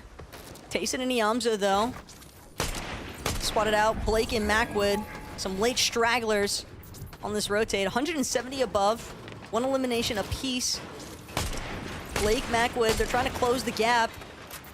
Macwood spotting out the fact, hey, this is an experienced player, clearly. These DMR tags, very threatening. Granted, Tayson will be forced to use. He just finished a shield potion. Likely gonna have to pop another, but there could be Slurp Cacti nearby that he can depend on for that shield regeneration instead. Yamzo is going to take the front of the charge now, try and cover while his teammate heals. Hugo losing the Vive here on the rotate into the zone. Not looking good right now. He tries to save him, but unfortunately the lobby begins to focus in, so this is starting to really go downhill here for Bugha and company. Meanwhile, Jack and Cease turning online right now, putting pressure on the low ground team. Seems like they might have secured the little something for themselves here, but it is trouble for all the teams up in this north side right now. You can see the punishment really starting to wear on the health pools there. Meanwhile, Cooper and Kanata, Cooper falling really early last game. It seems like this is the second game now where they're having a bit of a struggle with the surge, finding the damage. 2 games in a row. Very unlikely situation for someone like Kanata to find themselves in, but here we are. They've at least got a little bit more shield to work with, but still sitting 100 below. Cooper, it's not going to waste any more time. Spots out a solo. That's the connection he needed. No pre-fire available there for Sid, but still 15 below. Is it too little too late? Kanata likely trying to catch up to the rest of the pack. He wants to try and get just a singular shot off is all it would take for Cooper and Kanata. But now, Surge Threshold climbing even further out of reach. Cooper utilizing, trying to build as quickly as possible. He needs to find another player, but no one is coming into their sights. In fact, it's just the lobby taking notes of him instead. Poor Cooper and Kanata, this is just looking like a dire situation. Sure enough, Cooper is going to be the first to get knocked. No shields left for Kanata. Just trying to make it happen. A miracle even. Nice. 6 above off that last tag. He might be able to actually save his teammate here, but no. Shots coming from another duo now as well. And he's sitting on the zip line. Keep in mind, that's just trouble waiting to come. He recognizes it. Down he goes, and just an unfortunate game there. Fighting tooth and nail all the way through to the end. Here's Clicks, though. Pinned down by Peterbot and Boyo. Also below the surge right now. Vino leading the rotate here on the outskirts. Such a tough spot. So many notable players here having a very difficult time with the surge right now. There's no bailout cards to be played here, right? Especially now that we've had the adjustments to the Nitro. You really do have to find opportunity before you can just jump your way into any box, right? Very, very different game. I think part of the reason too is that the lobby was just thinned out a little bit faster when you had those Nitro shoulder bashes to just insta break into somebody else's box. Players weren't staying up as long, and now That surge we're having to lasts longer. re-entertain it. Yeah, that's pretty much the primary difficulty that I think a lot of people were kind of just more conditioned to a slightly faster pace. And now things kind of, nature is healing essentially for the late game opportunities here at FNCS. But Peterbot, Poyo on the other end of the spectrum. Big knock onto Encrypted. They're already sitting plenty though above that damage threshold, but slight overpeakage from Peterbot just kept that focal a little bit too heavy across the map. Ended up taking some tags in return. Head's got to be on a swivel in these exchanges, and Scissor, unfortunately, didn't even get the chance to look up. Peterbot Poyo with another one. And they're looking as good as ever right now, especially now they found another set of eliminations. Meanwhile, G-Monster Reciprocal playing for high ground again. Like what we are looking at right here. 2 eliminations. They hear the chaos kicking off down below them, and they are not interested in even peeking. I wonder how this is going to work out for such a passive high ground team. Meanwhile, Halden Mason, their first FNCS set lobby victory in the books, has already been confirmed coming out of game 1. Pink and Miro right now, 2 eliminations. Much better game for them this go around, but the material count halfway. Can they find the refresher? Right now, all Reet and Ritual want is an opportunity to kind of stagger, heal up, get these shields back to full at least. Medkit as well. Reed wants to enter battle as healthy as possible. Clicks, on the other hand, he's lost Veno, doesn't even have a chance to expend any shields. He has none left. Has to hope that nobody spots out this solo sitting inside a metal box, trying to create some openings, trying to look down at the layers below him, but everyone already coned off, floors sealed. No one providing him the sights that he would like in order to try and get an opportunity. And yeah, Peterbot, Hoyle, they want height and they want it now. Reciprocal and G-Monster punished for not being aggressive enough in suppressing the lower layers. Things do get to settle down now as they have managed to, instead of fight, just build and cause a natural material deplete from the low ground teams. Of Peterbot and Boyo continue to keep their focus, so they just reposition up, refocus their attention to the high ground and get a little damage in, but now they've welcomed another team onto that mid-ground layer right above them. Peterbot looking for the refresher here, jumps in, turns around, finds Japco on the backside of Storm, loses Boyo in the trade, and now all focus comes in, and it's another turn of events here, but this time they make it as far as into the top 10, and they continue to rack up, but there are no more mats in hand here for Peterbot. Options are thin, but not over yet. He does have 2 med kits. Meanwhile, on high ground, Agers and Rise, a much more experienced team, sniping up the stronghold here. And this is how you do it, putting those shots down onto everyone right now. Oh, Tries to salvage, yeah, tries to salvage the job. Yikes, Kawanti though, nowhere to run inside of the mid-ground. Everything just collapsing around him. Walls getting open, unfortunately. Rapid being on the other end of them. Reet and Ritual though, sneak up on Playify. It's a great knock, elimination due to come. Still has one more medkit as well. Playing for that ultimate low ground. Reet and Ritual, they're just trying to stay ahead of the pack currently. Kind of monitoring their backside, making sure that nobody gets the chance to sneak up on them in return. But Mason and Hound. Mason having just lost Hound even, the floor chopped out. He wanted to try and make a charge towards Reet, but instead, it's just gonna be trades happening every which way. Reet doesn't even get to reap the benefits because Rapid just instantaneously popping him. Still an impressive run right now for Rapid here, trying to stay alive, but they get jumped on there inside the box. Bolts, Bryce find a little bit of mats to work with here, but the high ground, I was gonna say, looking very healthy, but no. Bryce just destroys what little bit of shield Agers had here. And now look, it is not looking good for the high ground team at all. This is looking like Bryce and Bolts can actually pull a low ground victory here. It is a 2v2. Fall damage will come in unless... No, there it is. The dash comes out. Agers comes down and shots come in as well. And this can really go either which way. And the tags go to the beds. Agers gets the trade here. It's all up to Rise now, who goes for the heal off instead. Rise had so much of a gap between himself, though, and there is no way for them to catch up. So, beautiful exchange at the very end. It did start to look a bit flashy there for Bryce and Bolts. Unfortunately, the heals, they just panned out in the favor of Rise and Agers all day long. It was looking real dicey for a second there for the high ground team, but in the end, they do hold out and win it all. Game 2 put in the books there by the likes of Agers and Rise. Take a look at this right here. Agers commits everything that he had left there with 10 HP. He couldn't play the zone at all and does exactly what he needed to do, and that's find the elimination there to get the trade off. And in the end, Fnatic Agers, DT Rise takes game number 2 of the qualifier here at Taco in really strong fashion. And not only that, they sniped back the high ground, right? They really fought for it.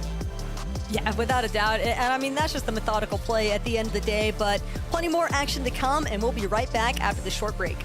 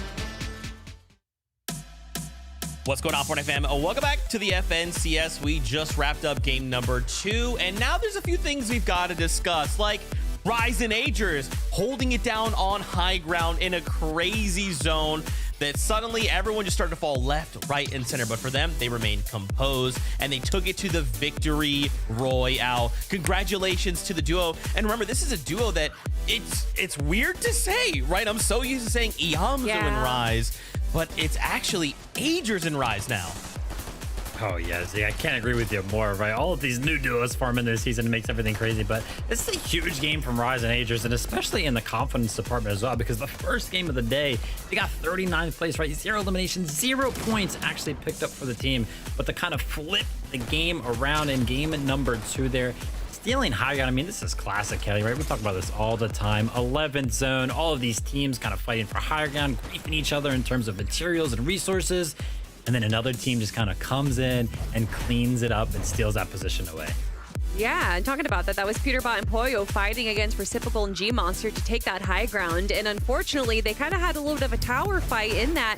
And because of that, they lost all these materials, which allowed another team to come in and steal height away from them, which is, of course, what Agers and Rise did. But speaking of Peterbot and Pollo, they did try and fight for height around Zone 10 right here, and unfortunately ended up using a lot of their builds because of that.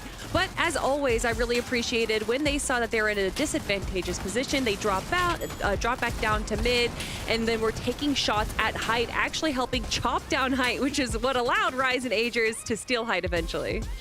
Yeah, we can already kind of feel the pressure that Peterbot and Pollo kind of impose on the lobby whenever they were in the lobby, whenever they were playing, right? We kind of missed that last week, and we've already kind of talked about that, but seeing them again, able to apply some of that pressure. And the incredible thing for me is that they got a 12th and a 9th place so far, but they're still in 6th place on the leaderboard, right? Like, those aren't necessarily good games for Peterbot and Pollo, because we're used to seeing them go absolutely berserk, but still in 6th place. Okay, 6th place. Let's see where everyone else is. Let's bring up those standings. So, Vivid spoiler, man. No, I'm just kidding. As you said, you can see him there in 6th place. At the top, though, it is still Reet and Ritual holding it down.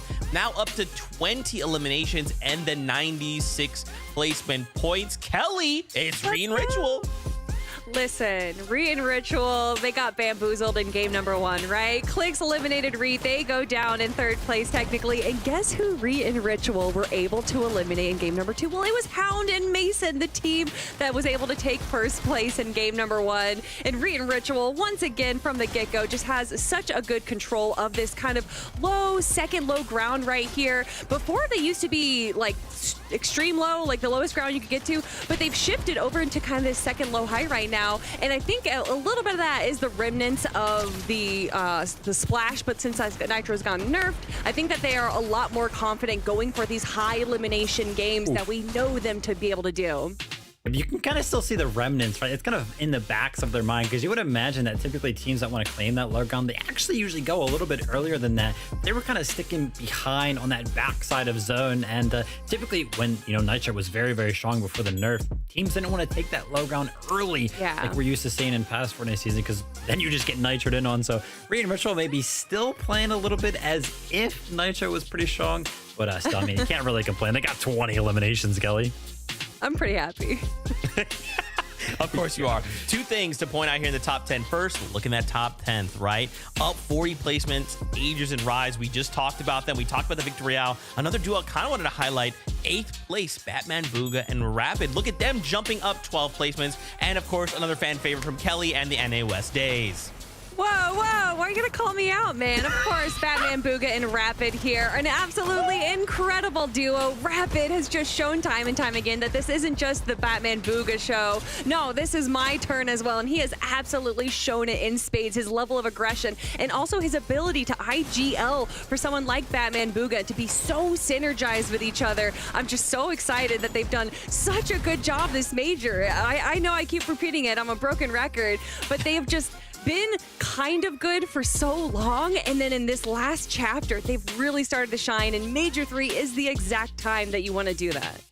And there was kind of a big question mark for this duo, right? We just had a recent duo cash out that Batman, Booga, and Rapid actually won, but then it was like, well, yeah, they did well in qualifier number 1 and the duo cash cup, but then the Nitro nerf gonna happen. Is that gonna kind of affect them? And so far, Kelly, doesn't seem so. No, definitely not of this duo right here. This is the era of Batman, Booga, and Rapid. I'm calling it right now. I wouldn't be surprised, honestly, if we see potential top 3 out of them in the grand finals.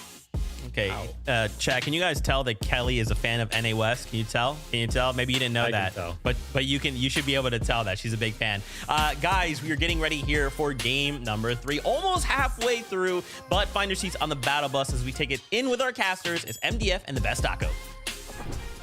Thank you, Zeke. That's right. And you know what? I want to give some highlights, some shouts to Ritual and Reet, who are currently, of course, in first place, because last week they finished in 25th, Taco, actually in the middle of that pack. So talk about the adjustments likely playing a little bit of a factor in why they've continued to turn online right now, and other teams as well. This is looking like a very different, lobby right now as far as who's performing up at the top. I think the main thing is just that the mid-ground became essentially a lot more viable after the recent Nitro adjustment. That structure damage being dropped from 300 to 90, can't emphasize it enough. And for a team like Reet and Ritual, who I think do tend to play a little bit more towards that mid-ground turf, they want to try and stay towards the front side of each zone. They've done an excellent job, I think, at tarping through a lot of those mid to low ground layers, and then obviously still looking for opportunities to try and overtake height when plausible. Yeah, for sure. And talking about like mid-ground becoming more viable, I feel like we've seen more teams jump into low ground in the end games, but let's see what's going to happen here as game 3 is ready.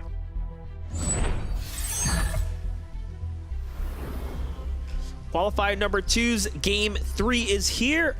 And we had a brief discussion about how endgame played out there round after round, but now we get to get into the early game, and our focus is going to be fully on the red line rig, the Grim Gates, and some of these other areas that have been highly contested.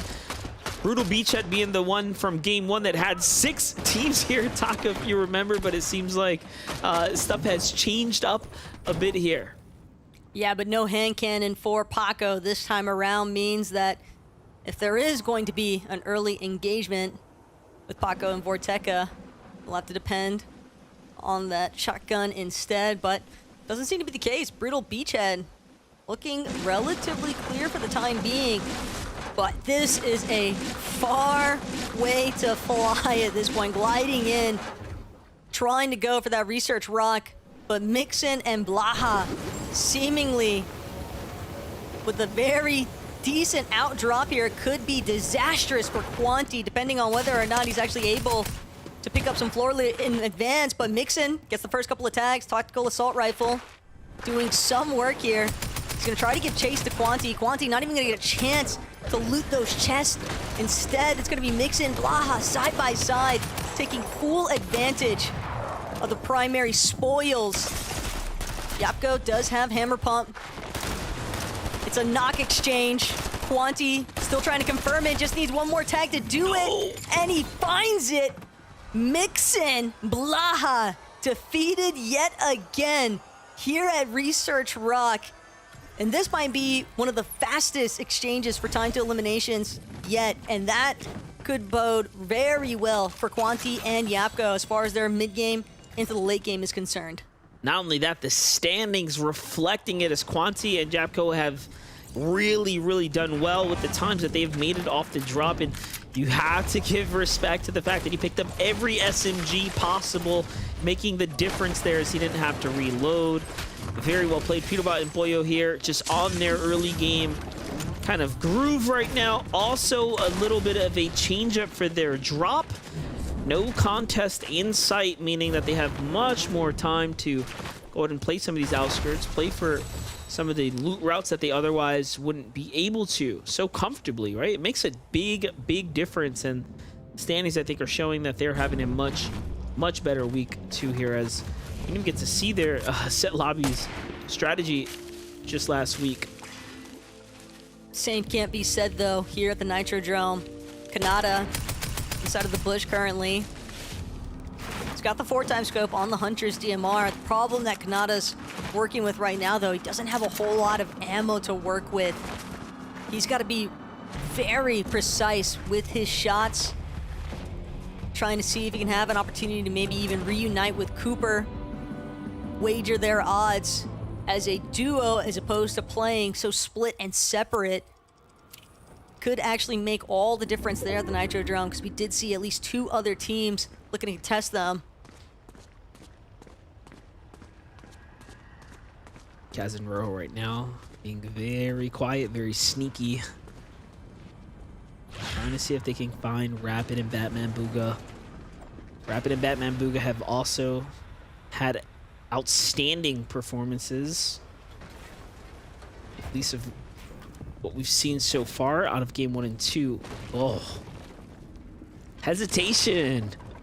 Lost opportunity now for Kaz and Ro here. Might be the last time they get a nice clean lineup like that.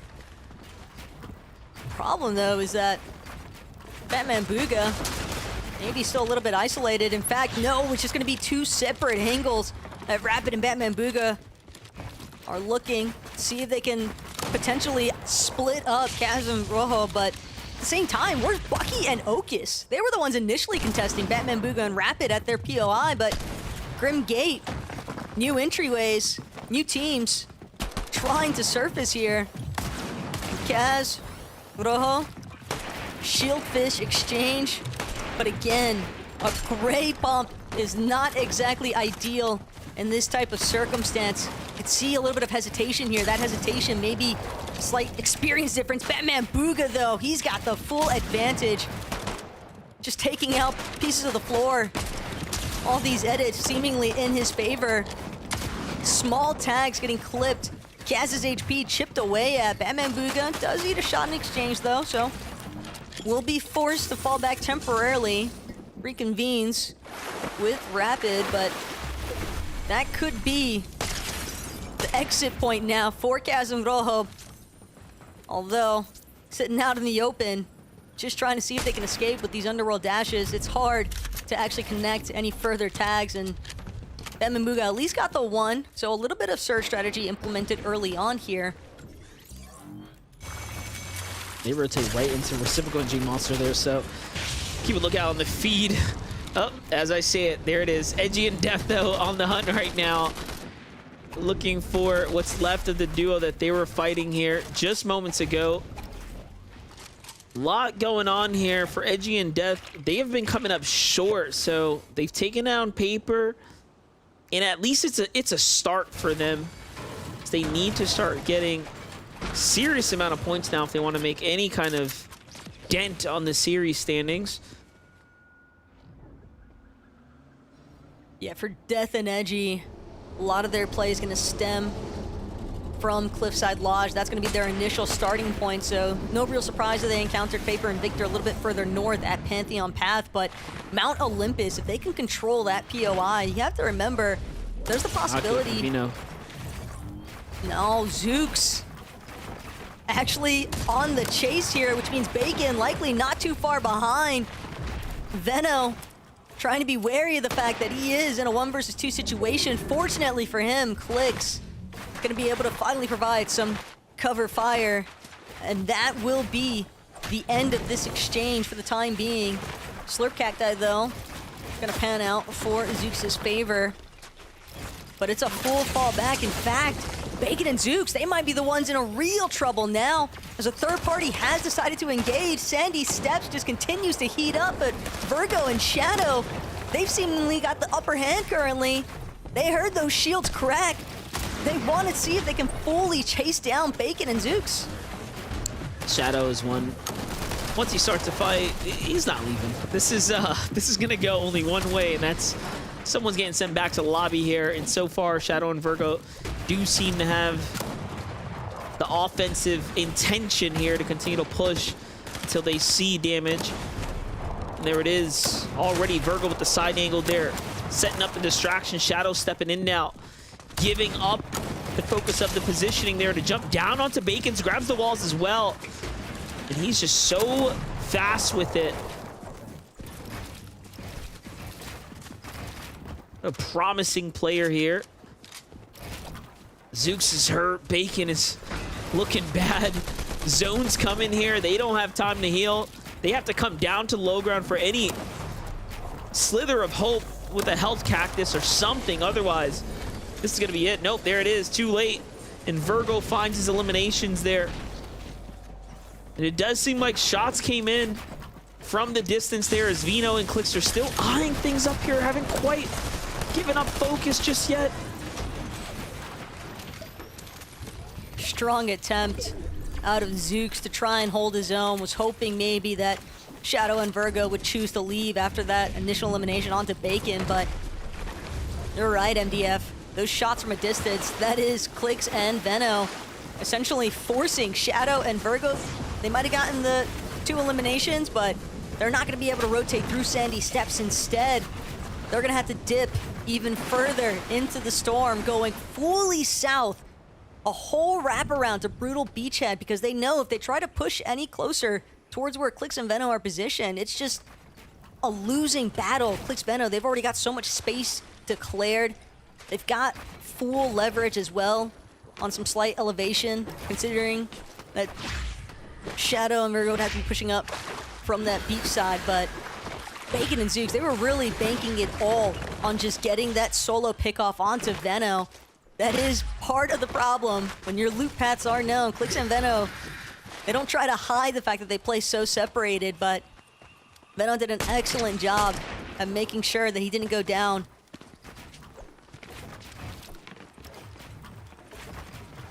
Mason and Hal continuing to just show us how their strategy works out, as they've remained so consistent, getting the tags they need here, rotating on the outskirts, not being too late to find a strong position here. These little things start to add up. Small victories, as we like to call them. Reet with no shield. Ritual left to keep an eye out here on the duo that was putting in shots. So fight for the bunker. Seems like they were just late to try to secure the loot there. And instead of fighting forward, they give it up. They're in first place. They have a lot more to lose than some in this game. Not to mention last week's performance wasn't the greatest like we talked about. So as far as overall series is concerned, they surely want to find themselves in a good spot. Got to continue to play well. It's hard for Reet and Ritual to try and position for the bunker spawn possibility that's located at Dumpenhausen, because keep in mind, that's Bryson Bolt's backyard. They love trying to claim that territory because there is also a very strong possibility of a forecast tower in that general vicinity. So, as for where Reet and Ritual decide to go next, definitely seems as though there's some teams kind of trickling in from that north side towards Reckless Railways, and that's why we see Playify higher. They've invested into a slight surge base here, taking shots at the bushes. They know that there's at least one team currently boxing up in wood, not really wanting to expend too many of their hard materials. The bush coverage alone providing them a decent escape point, but they're just gonna keep claiming space. This team across the way from Playify and higher, they're not really under too heavy of duress, and honestly, Playify and higher, they might need to be careful here with some of these peaks, because some of those teams that were still filtering in from that northern side, heading into Reckless Railways, they could potentially look to try and get some tags from the backside. Jumping over Kai and Vert here.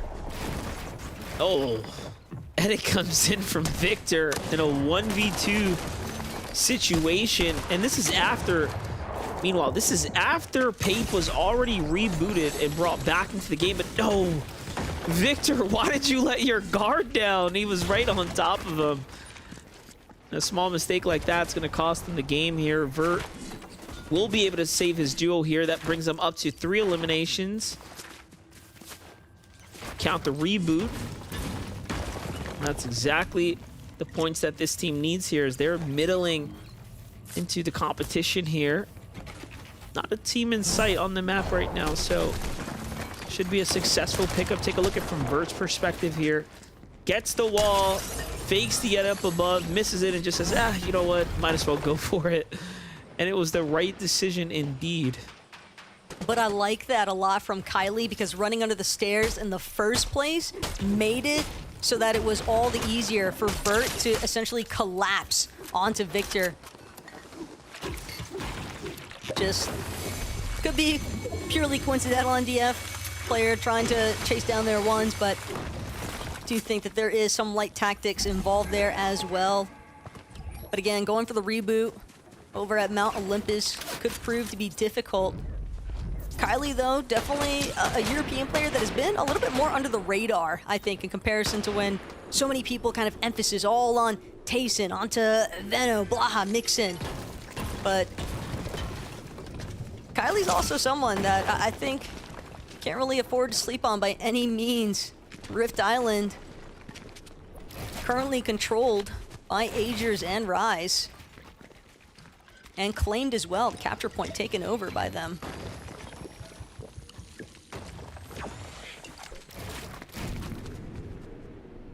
You can see the Surges already giving the warning to the rest of the lobby, so everyone now starting to strategize their position here in the game. For Agers and Rise, there's nothing to worry about. They're above, not hyper comfortable, but enough to at least have time to work with here. Same cannot be said for a fair amount of others here. Qualifier and higher, playing the outskirts, the zone, creeping in slowly. They have controlled this spot right here, and it seems like there's a 2v1 happening just above here, and Hire's got all attention on it. Oh, maybe they don't know there's a player in the bush there. Okay, pay attention. There it is. They do end up spotting him out. Qualifier and Hire now start to draw their focus in that direction. There's another fight happening just below, so a lot of action going on here. They have decisions and options. Booga and threats, Epic and Aviv on the side. Then it's Cam under pressure with a Minish, and Noah plays. Noah plays by himself here. And instead they find it Minish first. And that's going to be the elimination that's going to set them up for success here. And although, like we said, the surge turns off, they still need this damage for the back half of this game here. Cam and a Minish, though, just getting beatboxed between two separate teams. Qualifier, a nice side jump tag onto threats above, but trying to be a little bit wary here. Wants to make sure that he's fully charged up as far as his shields are concerned. Only one shield potion left, though, aside from the small shields. Aviv and Booga from afar. Epic thought he was in a slightly safe position, but beautifully played by Aviv. Just jumps right on top of his noggin. No real opportunity there for the 6th time to escape. And that might be the break that Aviv and Booga needed as well, because again, a team that loves to play through the dead side, but they will have some company from behind. Qualifier and Hire still lingering, so it's not completely out of the woods just yet as far as Booga and Aviv are concerned. They could get caught up even at Restored Reels. Looks like there's already 2 teams in an exchange, so they're probably going to just try to rotate a little bit west of all that action taking place. Don't want to afford to waste too much time in those awkward positions. I like this fight right here for Hound and Mason. Instead of waiting for them to get below the surge, as I literally say that, they fall below, so they also recognize this is pretty dangerous for us to be in here. Once you've seen that you're only 150 or so above, you kind of know at that point, you know, you're not safe by any means. The surge is online, so they're getting damaged. And I'm just curious, where or why hasn't Mason just put in a lot of shots right here, because Hound is starting to really run out of time. They've lost the momentum here. They're going to be forced to fully give it up, and this is not good. This is really not good for Hound now. Great trade there, at least finding some type of damage to keep his duo alive, but it's a sacrifice if I've ever seen one, and Mason jumps right into the storm. He needs his teammate to drop the med kit or something. Where is it? Too late. Can't get the read off fast enough, and Mason falls there. And it was just a misplay for Hound and Mason, and the first mistake that we've seen from that duo now. And their worst performance here for the second qualifier just unfolded. Sometimes you can't help when the panic hits, when you see yourself underneath that surge threshold. But Tahi at least making sure that they've got an extended lifeline into this third lobby. Still going to be a relatively tough rotate to make, though, because just look at all of these teams already pooling into restored reels. A couple of surge showers enabled as well. Reet and Ritual feeling very confident with where they've just glided into. They're actually going to invest hard material very early on, but they've got ample amount of builds to boot, so now it's going to come down to how well they can try to bottleneck the rest of these players on their rotates. But they are relatively center this current zone. And you know what? I like that positioning because they have enough damage to get away from this southern cluster where like Vino and Click should also not be here at all. Luckily, there's no pressure on them at the moment as they have options to choose from here with the focus being onto Pink and Miro there. Pink down and taken out to the hands of NPen, the elimination credit being awarded there. But Vino and Clips definitely have no business being here. And this is what's gonna happen though. You see teams just jumping in on them. Really thought for a moment that Reciprocal and G-Money were gonna go for that exchange up against Veno and Clicks, but the fact that Veno doesn't get credit for Pink, despite landing a relatively large body tag, kind of insane. Still looking to see if he can find his first elimination in this lobby. You can tell though, despite not having any elims, Veno and Clicks, they're still almost 500 above that damage threshold. And in fact, Veno, he's got the highest damage to elim ratio of any player so far today. He's dealt about the 8th most damage overall, and yet only has 1 elimination throughout the course of these several lobbies so far to show for it. So he's been investing damage for other players to essentially get full value from. That's not his own. Yeah, it's so hard to realize that, right? Like on this standings when you're not getting the elimination credit, those are 4 points just disappearing essentially. G-Monster and Reciprocal have just remained in conversation game after game, fighting so many notable duels, I should say, and giving them a real run for their money, and they somehow stay alive right now. And all that hard-earned effort has them at 48 points here. Placement points starting to come through now, but they are below the surge. Riding the coast here is not gonna go well for them much longer as there's so many other teams already positioned up. There goes shots coming in from in front. Surge as well, of course, being the looming issue here. And I wonder if Death and Edgy are gonna catch wind of what's happening underneath them. All of their heals, though, invested. 1 build left exactly here for G-Money. It has to be the most precise pump shot of his life, and that's only if Death and Edgy have even stuck around for it. In fact, they've already rotated off. Yeah, long gone.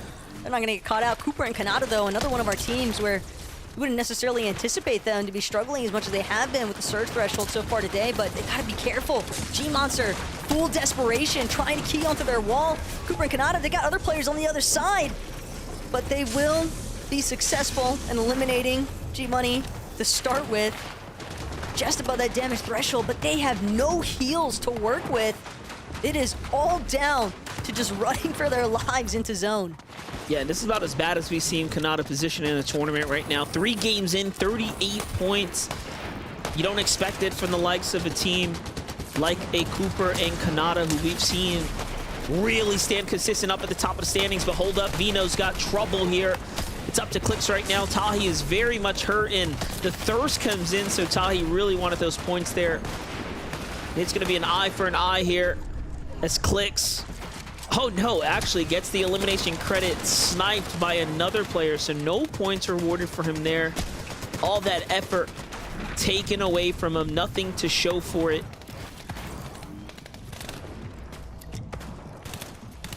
Just barely managing to wiggle away, though.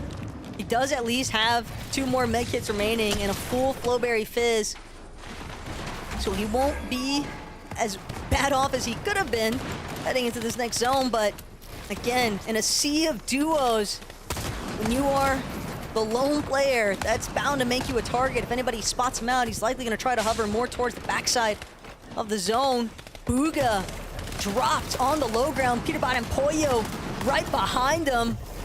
And Peterbot Pollo, it doesn't look like they were satisfied with just being the reigning FNCS champs of NA from last season. They want to keep that train going. They are far from washed and they want to prove it.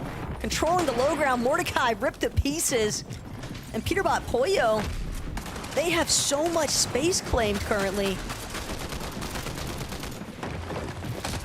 I really wanted to see how the layers are starting to work out now, because we see what's happening here on the low ground. We know that high ground really hasn't been highly contested, and for some lack of reason or another, the mid ground, there's this big spacing, right, starting to take place here. Game after game is just so evident that once you take high ground, it's almost like it's yours to keep. Very few teams have decided to start focusing up. Peterbot and Pollo being one of the few that likely will end up turning their focus further and further to the top now as they fought their way off the low ground. They have too much resources not to, essentially, is what it comes down to.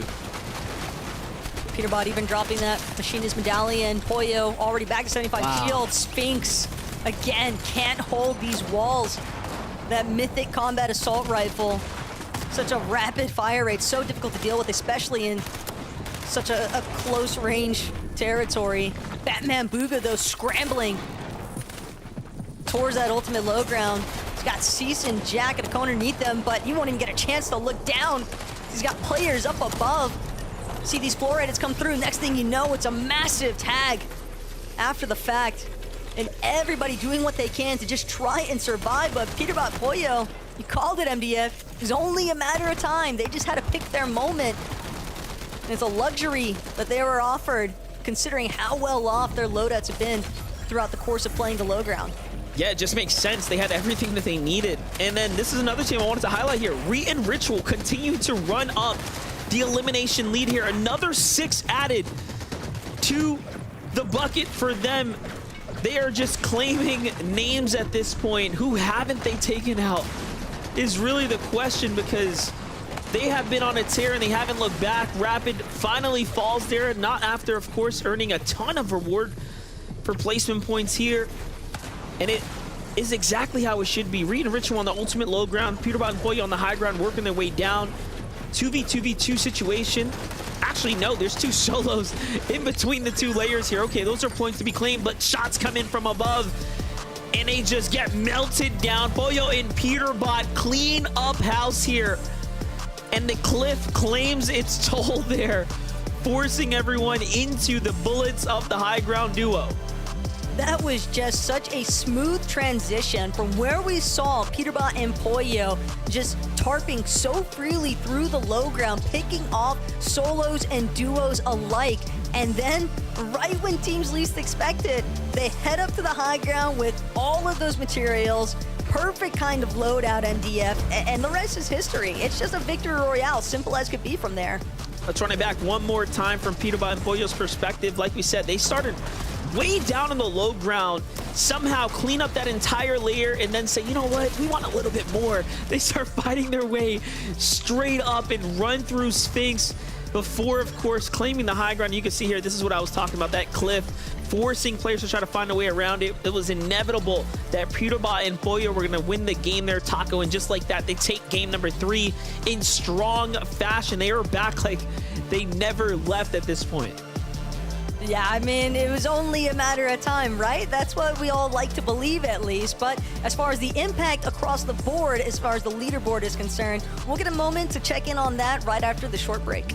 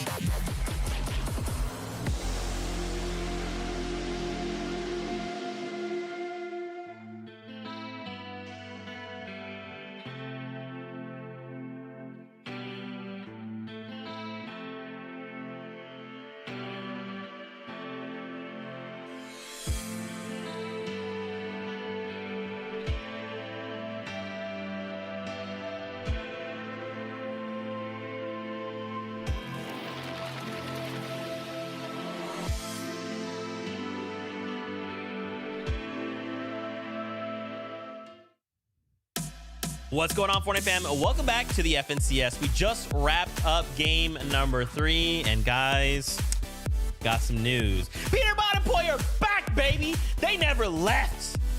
Sort of. But hey, listen, Victory Royale from the duo, a bunch of eliminations as well. We'll see how that has impacted the standings in just a moment.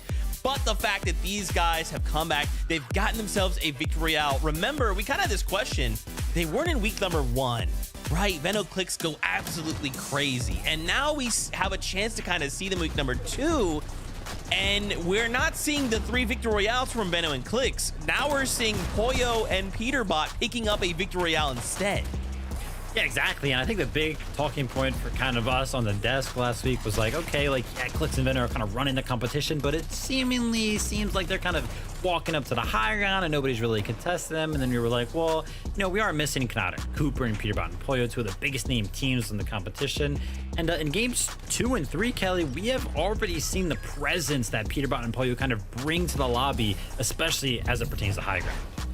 Oh yeah, knowing when to take height and finally getting the opportunity to do so in game 3, unlike what we saw from game number 2, just showcases their ability that we saw from major number 2, the team to get 1,000 points and break every record known to Fortnite. And then what a shock it was for all of us that Peterbot and Pollo didn't even make it into round 4 for last week's qualifier. But now showing that the slight changes just to the items in Fortnite can make or break some of our top competitors and their ability to perform in these end games. Okay, I like it. Okay, so now we get ourselves Victory Royale. Let's take a look and see how this kind of changes the standings. Has it changed much? Have we seen a shakeup at the top, perhaps? The answer is no. Read in Ritual, wow. Even though Peterbot and Pollo got themselves a Victory Royale with a bunch of elims, these guys are just looking like Veno and Clicks from last week. They are ahead of the pack, and they are not looking to be dethroned. I mean, this is an incredible performance from Reed and Ritual. This is like crazy stuff. In fact, we were kind of talking before we came onto the desk right now, and we were like, wait a minute, like 202 points. Wait, EU today, their first place spot finished with 217 points, and that's after 6 games. And Reed and Ritual, after 3 games, have 202 already. I mean, that just speaks to how well they're playing. And Kelly, I mean, we got the eliminations are definitely the biggest contributing factor. I think it's actually a little bit of 2 angles here. We do have 27 eliminations on Reed and Ritual, which is 8 more than Peterbot and Pollo have, but also they have not placed below 5th place right here. Wow. And this is the view of a little bit of the downfall they had right there. It almost looked like they could have gone the Victory Royale in game number 3, but unfortunately the zone pulling over that hill right there, which of course Peterbot and Pollo on height gave them all of the position that they needed to be able to take Reed and Ritual down. But their ability to control low ground, this is what they're known for. This is what we've seen from now literally years that they've been doing this. And finally, although week 1 was a little bit of a different story, this is what we expect out of the duo. Just insane, right? And to think this is all happening kind of from the low ground, right? Vivid, to see this duo kind of showing out in this way, that's not something we're used to saying or even seeing. I mean, they just look so good on the low ground right now, right? Like throughout like 10th, 11th zone, they don't even necessarily have that much control. They're not going for the front side low. Then they're just kind of like sneaking in through all of these builds and somehow just finding all of the eliminations in the world. And then eventually in 12th zone, that's kind of when they pounce. That's when they go to the front side of the moving zone. That's when they take the low ground. And so far, it's working out so good.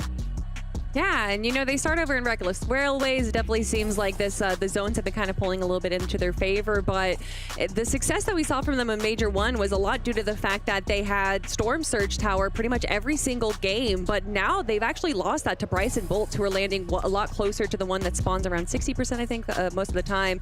And so Reed and Ritual are having to kind of change up their playstyle, and you can see what you just said, Vivid. We're used to them kind of staying at the front of zone, and that usually is because they have Storm Surge, or they have the Storm Tower, but Reed and Ritual now just playing smart, kind of staying on that second low and just watching where everyone else is going. And again, the communication between these two doing a great job. Bolts and Bryce, though, a duo that over and over again, I swear, we see them trying to take height, and sometimes it's a success like we see right here from them, but they just run out of mats so quickly and are kind of allowing themselves to get a little bit bullied by the other teams. But regardless of that, they're still doing a pretty good job, sitting currently in 5th place right now. And again, I do have to give credit to the tower having the tower being able to give them a little bit of an awareness of where those zones are pulling. Yeah, definitely a strong duo that we need to keep our eyes on, right? Coming 6th place last grand finals. So it would be no surprise to me if we go ahead and see them clutch up and make it to grand finals this season. Muzz and Trashy down there in 10th place, right? I feel like that was one of my favorite duos out of the new duos I've kind of formed this season. I want to see them perform just a little bit better. And we've got Clicks and Veno down there as well, 9th place. I wonder what the major causing factor is for kind of like the slowing down between Qualifiers 1 and Qualifiers 2, because I mean, Qualifier 1 was a completely different story. Yeah, it was a blowout, right? These guys were so far ahead of everyone else. It was like, what? Is this over? Is this your champions? But yeah, there's still something slowing it down. Maybe it is just Peterbot and Pollo, right? Maybe it's the addition of Kanata and Cooper. And I just wanted to toss a little nod of the hat there to Visual and Braids, currently sitting in 3rd place. And these guys are the ones that just seem to have high ground on lockdown, and for one reason or another are forced to kind of give it up, usually around 11th zone. So maybe they can try and hold off that advance from other players. But listen, you want more action, we do as well. Game number 4 is upon us, so let's kick it on over to our casters. Thank you, Zeke. That's right. That's pretty much the halfway mark here of the competition already. And to Zeke's point, exactly that. If Visual and Braids can tighten up their high ground hold, possibly go a little bit earlier, maybe find a way to have a little bit more material, maybe we can see a team start to develop their stripes, if you will, here on the NA region.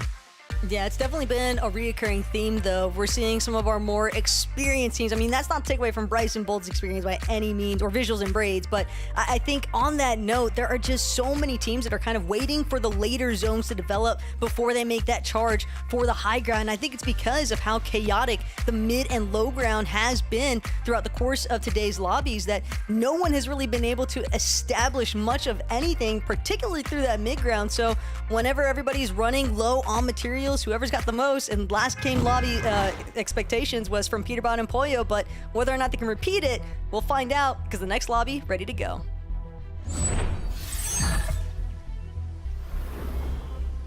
Game number 4 is here, and that's it. Like I mentioned, we are halfway through the competition now. This could be the turning point for some, but if you're Reet and Ritual, you're feeling good.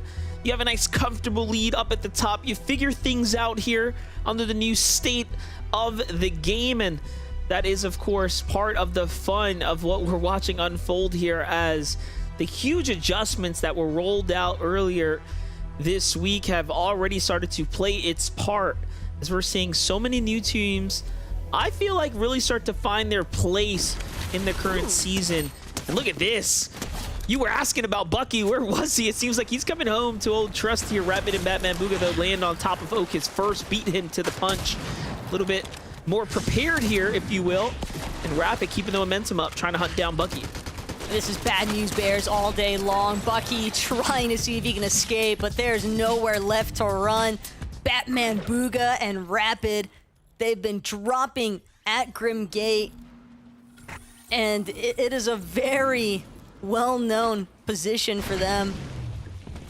I don't want to say they made it look easy, but it's all coming down to just who gets the better drop in general as far as winning out Grim Gate is concerned. Can continue to pose some issues there for Bucky and Okus. I just want to say, you know what? It came down to map knowledge as well. Rapid cut off Bucky very, very smartly, you know? Yeah, perfectly. Even if Batman Booga didn't come down from the high ground and, you know, close it out fast, I mean, Rapid had his number. Like, it was looking like he had on speed dial. I'm sure Bucky was going to make it there, unfortunately. They'll have to sit back and watch, though. See what happens throughout the course of Game 4. Maybe Lobby 5. They might try to switch up that initial point of contention. Revise, gone fishing for Vorteca. Might need to be a little bit careful, though. At the same time, Thunderburst SMG. And here's Tahi to help pick up the rest of what was left over from Vorteca's health. Revised and Tahi trying to do what they can to control this southern portion of Brutal Beachhead. But for anybody that missed it, quick review of how that first elimination went down. And it's simply just Paco trying to escape the warship, but nowhere left to run. Bit unfortunate for sure. Continued fight here with Mixon and Duo. Jabco and Quanti since game one have continued to not necessarily get the best of Blaha and Mixon, but neutralize them nonetheless. And I would have thought, right, given the earlier commentary, that Mixon and Blaha would have been very much dominant, because this is where they perform best. When they have these early game fights, they do tend to close them faster, but I just feel like, you know, Quanti's bringing his match here. Really have them outnumbered. But Quanti in his own right, though, he very regularly, I'd be more surprised to see Quanti at a drop that is uncontested than what I am seeing him regularly challenging other players at their drops. And Research Rock is going to be no different. And also, the story with Blaha and Mixon, I think part of their success from the last season kind of stemmed from the fact that they didn't necessarily have to be as up close and personal with that initial contention. Because last season, the manner that they were landing at south of the map, they had options to disengage, but here at Research Rock, there's nowhere to run. They've got to take the fight into their own hands. Great pre-file there from Mixon wrapping around the corner, but gets stuck in the doorway. No escape available, and the backup from Quanti going to be more than enough. Now it's just a classic 2 versus 1 situation. Blaha trying to see if he can go for some form of recovery here, but Yapko incredibly low. Yapko, Quanti, bit of panic, both stuck on the doorway. That just ended up being Mixon's demise, and they don't want to find themselves in a similar fate. And look at who's creeping up. Liam and Noah. Hearing all that's going on. If Mixon didn't throw up a wall here. Oh, he didn't throw up the wall there. Did not expect another team to come in. And now Liam, Noah healthy. Plenty of material. And not only that, the resources off the down bodies will likely close this fight up pretty quickly. Look, they're on full Nitro. They run in. No fear, no problem. Great defensive tax here from Yako. Actually forced Noah to reconsider, and he gets taken down. And now it's a trade as Liam has to heal up here. Pops the cola. Wow. The classic revive exchange. Yapko kind of wagering the fact that his odds are a little bit better if he's able to bring Quanti back up and running. Same case scenario here for Liam and Noah, but given how much favorable it looked initially for Liam and Noah, the fact that Quanti and Yapko, that was a nice execution that they had. Granted, Quanti maybe a little bit led to the wolves slightly longer than what Yapko had initially intended, but Yapko still did what he needed to do. He got some really solid tags, some great damage from behind, and that is going to be good enough. Quanti, Yapko, full disengage. They're going to be able to rely on these slurp cacti as well. They could even make use of some of these flaming boost hoops, as well as launch pads that are kind of scattered throughout the southern portion of the map. I just love how they had a full strategy ready for once they got out of there. Works out perfectly, and we talked about that lack of defensive coverage. You can see from the perspective of Liam there how it worked out. Back on to the other side here. A bit more of some greener pastures. You have Vino and Clicks right now, already 2 eliminations. The classic type of split position going on here, but I do believe that might be Clicks playing for the tower here, the forecast tower, where Vino's playing for surge tags. This could be their game. They haven't left the top 10 by any means, but after game 1's near victory royale, we might be seeing them fight for a dub right now.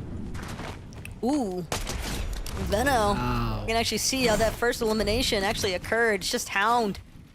Nowhere left to run. That's 2 games. Hound and Mason have been eliminated very early. And that's also, I think, part of the risk that's involved with their drop on that southwest side of the map by Reclaim Villa, because Clicks and Veno, keep in mind, they're in that Sandy Steps territory, so they've got prime opportunities to just leverage the hills that are available right next to that Snooty Stations, a little bit north of Sandy Steps, where Clicks and Veno like to drop, and they can just consistently apply those DMR tags or even Enforcer assault rifle shots towards the teams that are in that west side position. So it's certainly tough, I think, for Mason and Hound when they hit the ground running off an initial drop. But if they do manage to survive, we've seen them make some pretty big plays. If they make it to the end game, it's just about whether or not they can convert those early game woes into a nice mid and late game transition.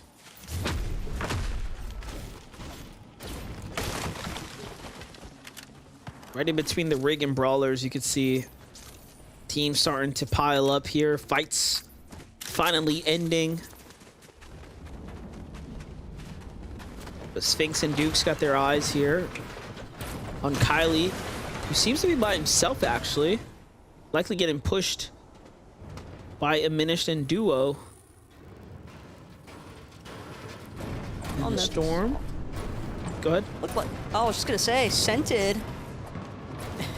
Definitely much further south with walkers than what I would have initially anticipated. I mean, they were originally landing more towards coastal columns, which is far north, and now all the way down by Little Dirty Dock, and they're not the only team. I mean, even Noah, Liam, part of the reason why they were able to get that pick off early on onto Blaha at Research Rock is because some teams just kind of going on tour, just experimenting. This initial starting point didn't work out for us. Let's see if we can kind of shift our drops, see if that'll pan out a little bit more in our favor. So it is interesting because when you really boil it all down, most of these teams, as far as semis is concerned, they've all practically guaranteed their spots in uppers and lowers. And granted, uppers, I think arguably a slightly more favorable position because you can leverage, you have more opportunities technically to qual to that grand finals lobby. But at the end of the day, I think a lot of these players are kind of viewing this more as just set lobby practice in general. So trying out these new strategies, these new drops, seeing if they might help you out a little bit more with early game success. I like that teams are willing to experiment. Epic Will and Threats right now fighting their way through the storm here. The zone ends up doing the work for them to close this one out here, and it's been a pretty tough day for Epic Will and Threats overall as they've hung out amongst the bottom of the standings.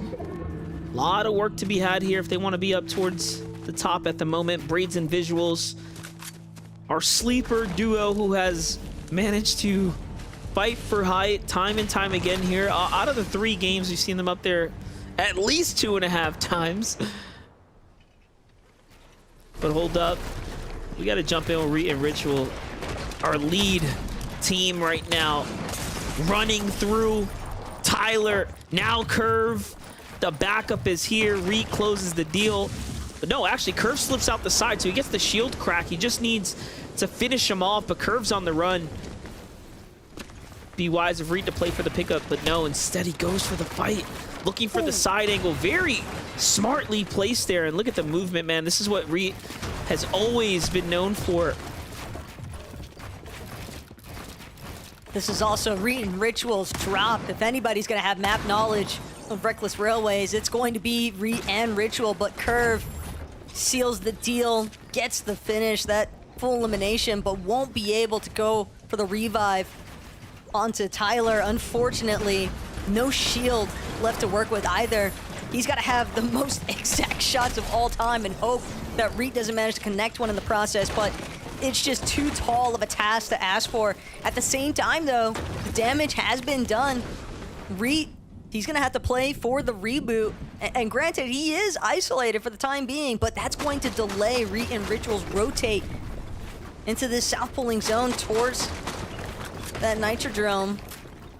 So trouble could be on the horizon for one of our leading duos of the day. Yeah, we'll see how it ends up panning out for them, as getting taken out, playing into a reboot situation is definitely a time loss and a big setback there. But Aviv and Booga, who have found themselves inside the zone, sitting up right on top of a very skilled duo in Rise and Agers, might have their work cut out for them. Teams positioned all around them too, likely to start looking in on what's happening here. I can see those crosshairs aiming right this way. Booga and Aviv sense the danger, and they try to go ahead and rotate out. But you can see lack of Flowberry Fizz or Nitro doesn't really give them too much distance, but still, the timing was well, so they get far enough for now. The Nitrodrome has really had such a fall from grace, though, ever since the removal of that Boombo, Ringmaster Scar's medallion, and that perk of infinite ammo.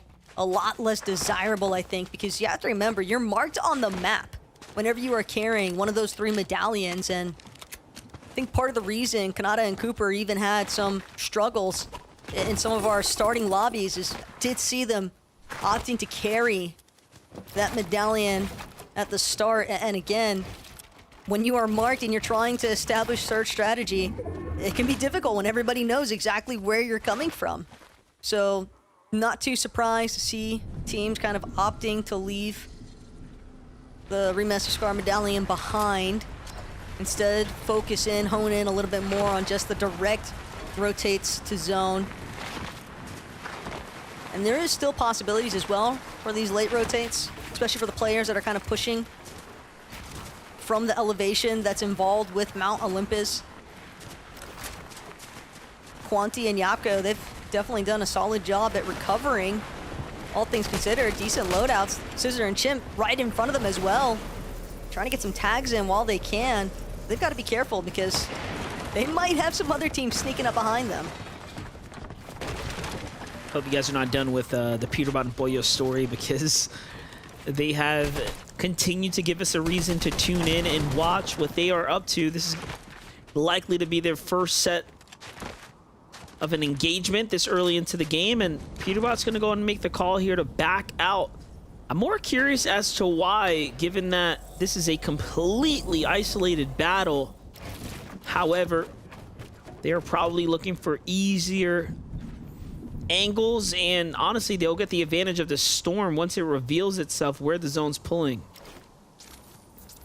Look at the direction, though, Peterbot is focused in on. It's the flaming boost hoop. He doesn't want to leave himself in a spot where Peterbot and Pollo couldn't necessarily see any teams rotating through that flaming boost hoop. So he's definitely trying to keep tabs of that general direction, slightly east of Redline Rig. And simultaneously, could even look for 2 separate angles to try and hold teams on their rotates. Dukes and Sphinx, though, they come flying in overhead. Oh my gosh. Flaming boost hoop for a reason. They didn't even see Peterbot there, by the way. They just landed right near him just as he was coming out, popping out from behind that rock, farming the tree. That timing could have been so much worse had Boyo and Peterbot been side by side there. And look, Boyo's on the move right now. They're looking to relocate here, and the angles are good. Peterbot gets a couple tags here onto Dukes now, forcing them into the low ground team of Aminish and Cam. So Dukes and Sphinx, unknowing here, getting closer and closer into danger territory. It's just a deadly trio right here. And Peterbot and Pollo, they've got all the advantages in the world if you think about it. They are closest towards that south edge of zone. So they'll have the opportunity to just keep looking back, keep trying to exchange tags, maybe even secure another elimination or 2 or 3 or 4 if they're lucky. They're forcing everybody, though, to just keep having to wrap even further west of this zone, maybe even pushing some of these teams more towards the water. Cam and Aminish kind of recognizing the fact that this is a difficult exchange to opt for. Reet, though, adding to the count. Keep in mind, Ritual and Reed, they're number 1 and 2 in individual eliminations, 14 and 13 respectively. So make that 14 now for Reed, 16 for Ritual. Nice spot to be in as far as elimination leads are concerned. On the move right now. As they just get in here, they will have to likely take a fight here very soon. See the damage taking its toll here onto Reed's HP pool there from the storm. They land on the health cactus? I couldn't see it. Doesn't look like it.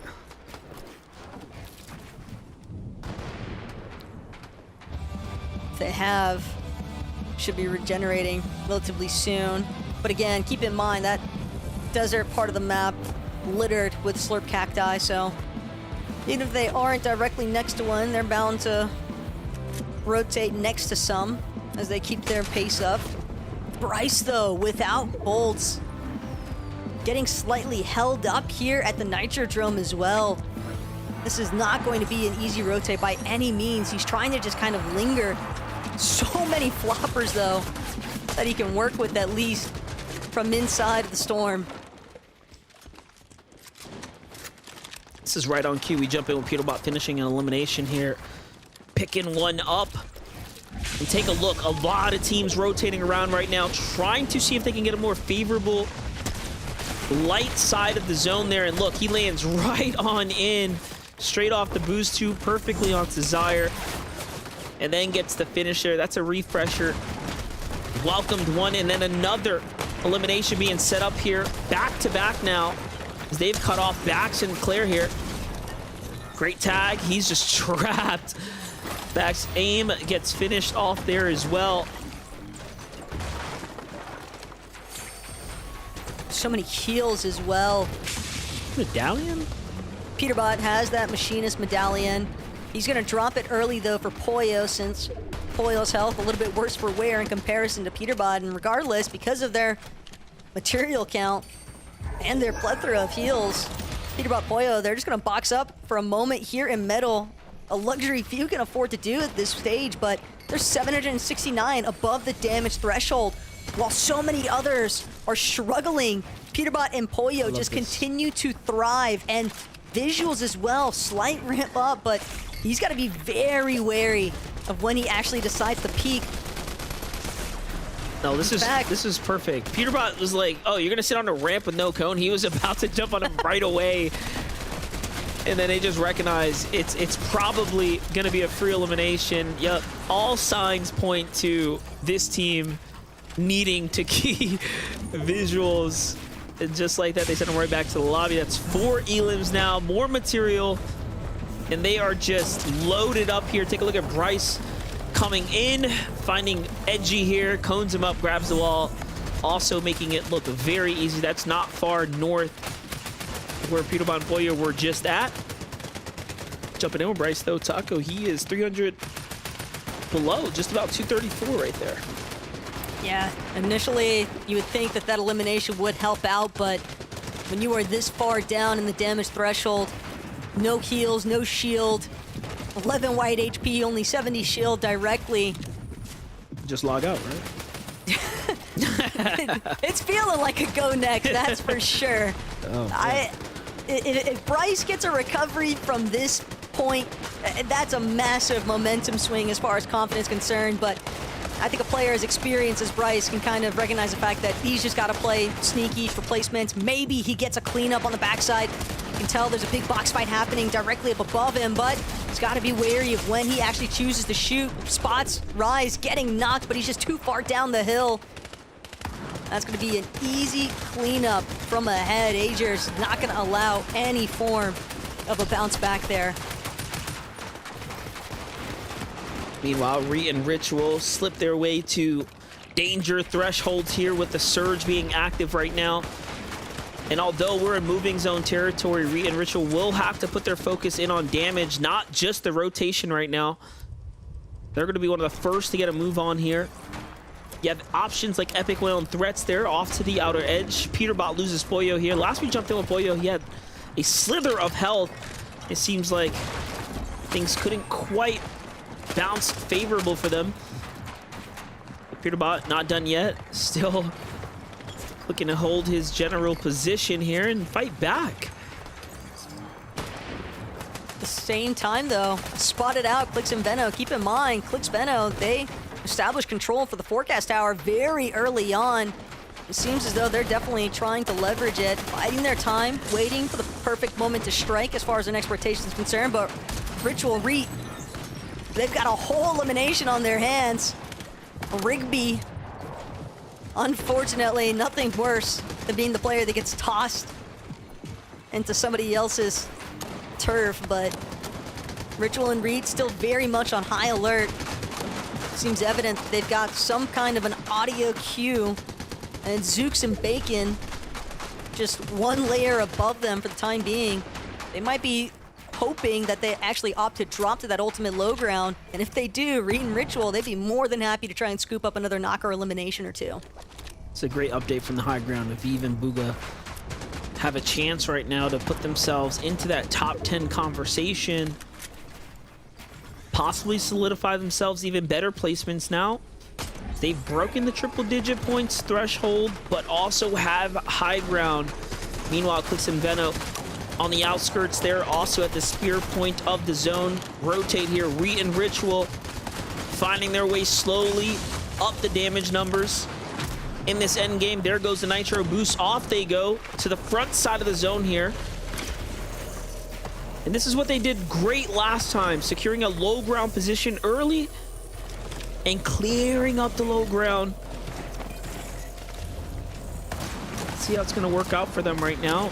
More action happening here. Clix and Veno slightly later with their rotate, but not too bad as they find themselves closer to the mid-ground layers. The focus though, the shots come in and they lose their base for what it's worth. Veno, though, could be under a whole world of hurt. It's got Chimp and Scissor on the other side, now a floor above. But quick pause in the action here. Clix Veno will be able to recuperate some shields off the Flowberry Fizz. Kanata and Cooper, on the other hand, they're also trying to just stay in a decent position inside of this hill, trying to see if they can play for that secondary height control. Unestablished layer just hovering towards the front side of zone as well, looking up now. And again, there's some builds leading towards the high ground, but Re and Ritual might be who Kanata and Cooper encounter first. All depends. They've actually found themselves a little bit further back, but one more time, front ground,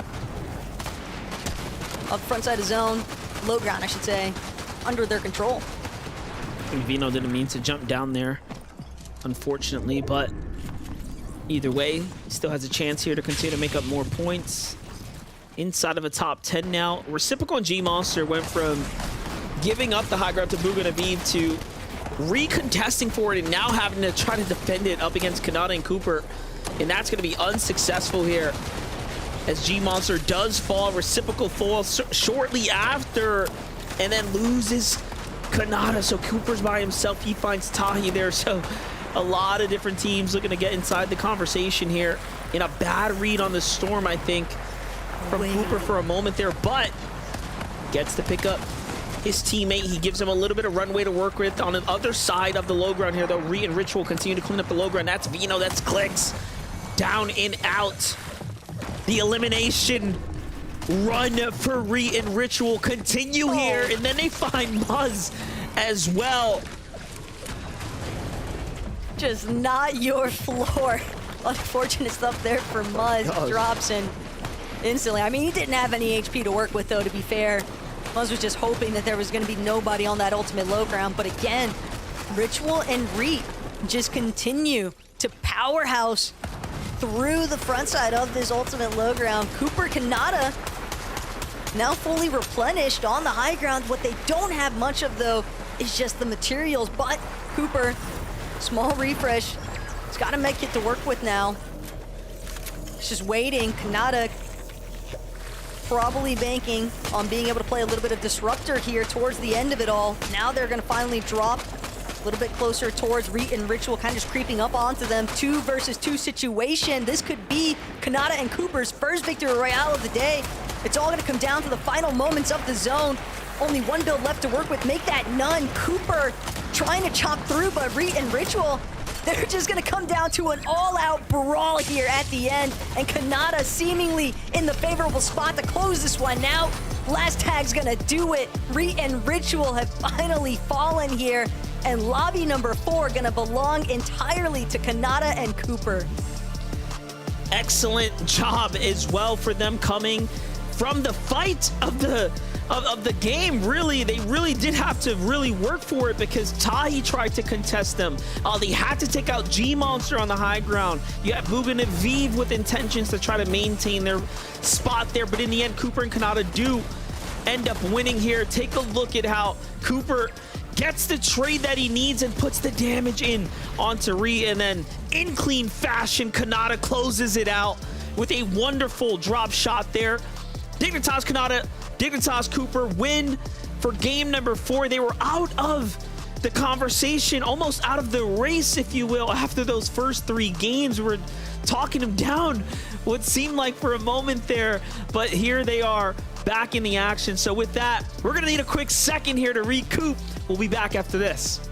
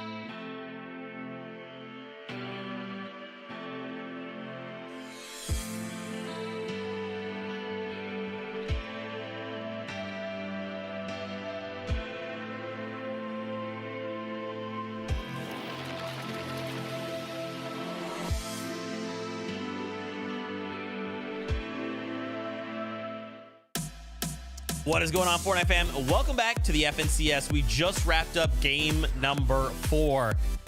And guess what happened? Kanata and Cooper got themselves the victory royale. They stole it away from Reet and Ritual. It was kind of close. And for a moment, we all held our breath. But Kanata and Cooper do the unthinkable. They finally set aside the kings and say, you know what? You think you're the king? Try again. Now, what's crazy that our cast was actually called out, guys, was that we kind of haven't seen much of Kanata and Cooper today. They've kind of been a little bit radio silent, but now to see them come out this strong to get themselves the victory royale, especially halfway in the competition, you got to think for the last 2 games, they're feeling energized and ready to go. Oh yeah, I can only imagine what Kanata is sounding like right now. Of course, streaming most of his games, always extremely energetic, especially when those wins come in. And what a way to go ahead and get that win right there. I'm not gonna lie though, that was a big 2v2 that we just had to actually end that game. I mean, it was Kanata and Cooper versus Reet and Ritual, who, by the way, are of course on an absolute tear today. But I'm not gonna lie, Kelly, I was kind of rooting for Reet and Ritual, and I thought they had it. Okay, I'm the biggest fan of Reet and Ritual, but I was kind of rooting for Kanata and Cooper there, because how do you go down in zone 11 and then Cooper is able to revive Kanata on height? You just have to wonder, was no one else aware of what exactly was going on the high ground? But of course, Reet and Ritual weren't, because they were sticking to the low ground as we know them to do. And something that we haven't really seen in the first 2 games, where you kind of called it out, Vivid, before, that they weren't really trying to stay at the front of zone like we know them to. But around zone 11, that is exactly what they did. And it really is circumstantial for them. They don't necessarily always want to be in that position, but when the time is right, that is when they're able to kind of encroach on everyone's abilities. They're always staying around the edge, whether that's the front or the side. But obviously, the low ground is their terrain to dominate all the other competitors here. So another set of eliminations plus a second placement. I can only imagine just how much farther they are going to be up on the leaderboard. I'm not gonna lie, Zeke, this is absolutely disgusting. I mean, I can't believe I'm about to read off these placement numbers right now for Ritual and Reet, but I'm not lying when I say their 4 games go as follows: 3rd, 5th, 3rd, and 2nd. What is going on with Ritual and Reet right now? I mean, they have figured something out, whether it be like a little bit of a Nitro nerf that we saw, just absolutely allowing them to play just a little bit more free on that low ground, find so many eliminations. And that game right there, game number 4, another 12 elimination game. These guys are, again, what we kind of saw from Venom and Clicks last week, right? And now to kind of see them show up, and like Kelly said, these guys are just owning the low ground. And what's crazy is even this last game, you kind of saw everyone's in the shambles situation. Everyone is hanging out in low ground. They're taking the fight to Venom and Clicks, to Booga. Doesn't matter who's standing in their way. They are the ones to come out on top. I mean, how do we stop these guys? We talk a lot about momentum. These guys have it in troves right now. It might not be possible, Kelly, to actually stop these guys. I mean, you watch some of the highlights, right? And it's like, yeah, it just seems like they're always positioned so well, and the plays that they make are always so in sync. They're just great teammates working extremely well together right now, and they've seemingly got the meta figured out for themselves. I would say the only way to take them down is to fight them in the early and mid game, but then around, what was it, zone 3, Ritual was down, and Reet had to go and take down Curve inside of the storm and was able to get the elimination, was able to get the reboot. So you're right. When we saw their domination a few majors ago, a lot of it was due to the fact of their ability to kind of pinch players while fighting and also going for the tower every single time, but they're not going for the tower every single time right now. And it seems like they're going again for their aggression. It's really interesting. We talk about items that make top players better, but I think Nitro kind of made everyone a little better. So now that it's nerfed again, these top players can have a little bit of that skill gap go to their advantage once again. And speaking of an advantage, Zeke, almost 100-point lead over the reigning champs of Peter Bon Pollo. Well, that's going to be Ritual and King Reet. I think absolutely like insane, right? And what I want to set the context for is when you look at this top 2, right? These guys, both of these duos already have spots to global championships, right? They don't have to prove anything. They're already going to globals next year, or rather later this year. But it's not just about that. It's not just like, hey, we're gonna go there. These guys have one goal in mind. It's to win. And when I think about the globals in that context, to see Peter Bon Pollo, Reet, and Ritual go head to head, this is just one region, right? Eventually, we're gonna have to contend with 5 other regions. But if this was grand finals, you know, we're not looking at the top 10. We're looking at the top 12 to go through. I mean, guys, this has been crazy. And when you look down that list, right, you've still got Clicks, you've got Booga, you've got all these Titans looking to try and just make sure one thing, we stay in upper bracket because we want grand finals. Now, I'm happy that you kind of mentioned Clicks and Venom right there. A little bit of a resurgence in game number 4 right there. They did pick up a 7th place, but I kind of wanted to use their qualifier 1 round for, you know, domination that they kind of had, right? How well they did in that as a metric right now to kind of compare the 2 weeks. As we keep talking about Clicks and Venom, they played so well in qualifier number 1, and after the 6 games, they had 295 points. That was with 3 wins. Ritual and Wheat, after 4 games, 282 points already. Wow. So much to dissect and break down. I'm getting word, though. We've got to go into the next game, game number 5. Will this continue to just be the Reet and Ritual show? Let's find out together. Casters, take it away. Thank you guys so much. I mean, right now, it's definitely looking very heavily in favor of Reet and Ritual. It's like a whole new beast has been unleashed inside of these NA lobbies, MDF. But at the same time, I think we could definitely see some new superstars rise to the surface. We still have 2 more games left to run through. I couldn't agree more with you, especially considering the point lead. So Reet and Ritual, they're feeling good. They have their positions locked in, and they're setting themselves up to have a, you know, again, a confidence boost as we start gearing into the 3-week gap. So let's jump into the next game because it's ready.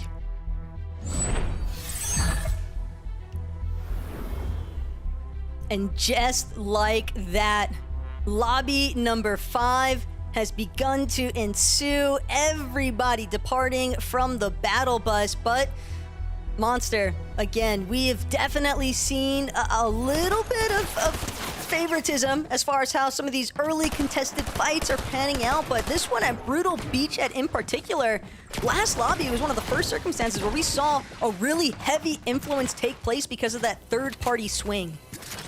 Yeah, Revised and Tahi here have a little bit of advantage, if you will, as they've gotten the chest secured and then an upgraded one right behind that. So fights might be breaking out, but let's jump over to another side of the action here. The other side, I should say. Liam, who has the high ground. It all makes sense now.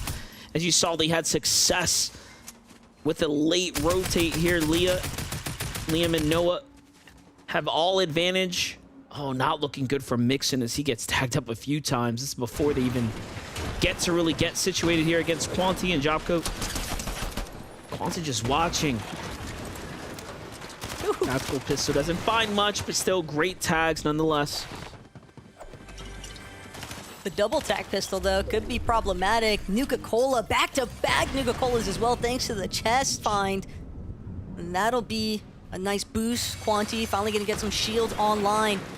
This 2 versus 2 up against Blaha and Mixon. They need to find closure ASAP because, again, that third-party potential we saw from the top of the hill, just a little bit east of Brawler's Battleground. Liam, Noah trying to take control, swing the tides in their favor. But again, Quanti and Yapko, they are not willing to budge as far as departing from Research Rock just yet. They want at least 1 elimination before their ideal rotation can come into play. Just trying to scavenge whatever's left over at this point because, again, sometimes the materials and the overall resources available at this split here at Research Rock, it can be relatively thin and scattered. I don't like the idea of Mixon and Blaha sticking around too long. They, if anything, should have learned their lesson from the last game with the late rotates from Noah and Liam. Not only that, they got shot before they even touched down this time around, so they should recognize that this Noah and Liam are very much waiting for them to take the fight against Jopko and Quanti here. And Jopko and Quanti, with no regards to any other factors here, are looking to press forward. Nitro comes out, repositions their way around. Both sides have shield and material to work with here, so this can go any way. Quanti's going to be the first to get damaged, though. Punishment comes in. Blaha with the side angle now, and a little misplay there as he runs out of ground to work with, but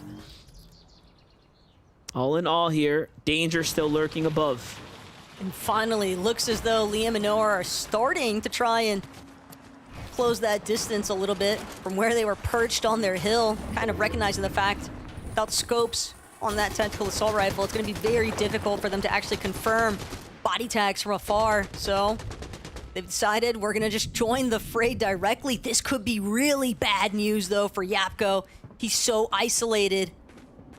Quanti is going to have to reunite with his teammates soon enough. Liam, but Yapko, he's got the heads up. He was expecting this. Liam instantly trying to bail.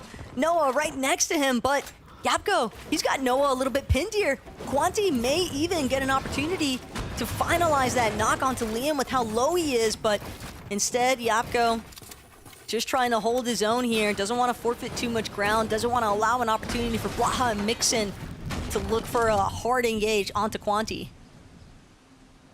Funniest part about that is they were so silent, but you just, the door makes noise, right? It's just like, it's great. That's great. Mixon and Blaha, I like how they step up here, but I would have liked to see him press a little bit faster, given they had a chance. They had all awareness of Quanti being behind the wall there. Force him back. This is just a big old reset. No damage coming in, so they are losing time here. The zone's on the way as well. So it's going to be time to get on out. Liam and Noah long gone here. What's happening over here? Shadow. Virgo still on the fight. On the prowl right now. Up against Tahi and Revise. Revise jumps around. Great block by Virgo, who's just a tag away. I'm seeing the downed status. Revise has got him here.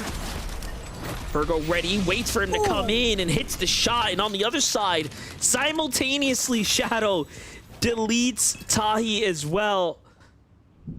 Just doesn't get better. Shadow and Virgo come out on top. They earn themselves a couple more points here. Very much needed as well.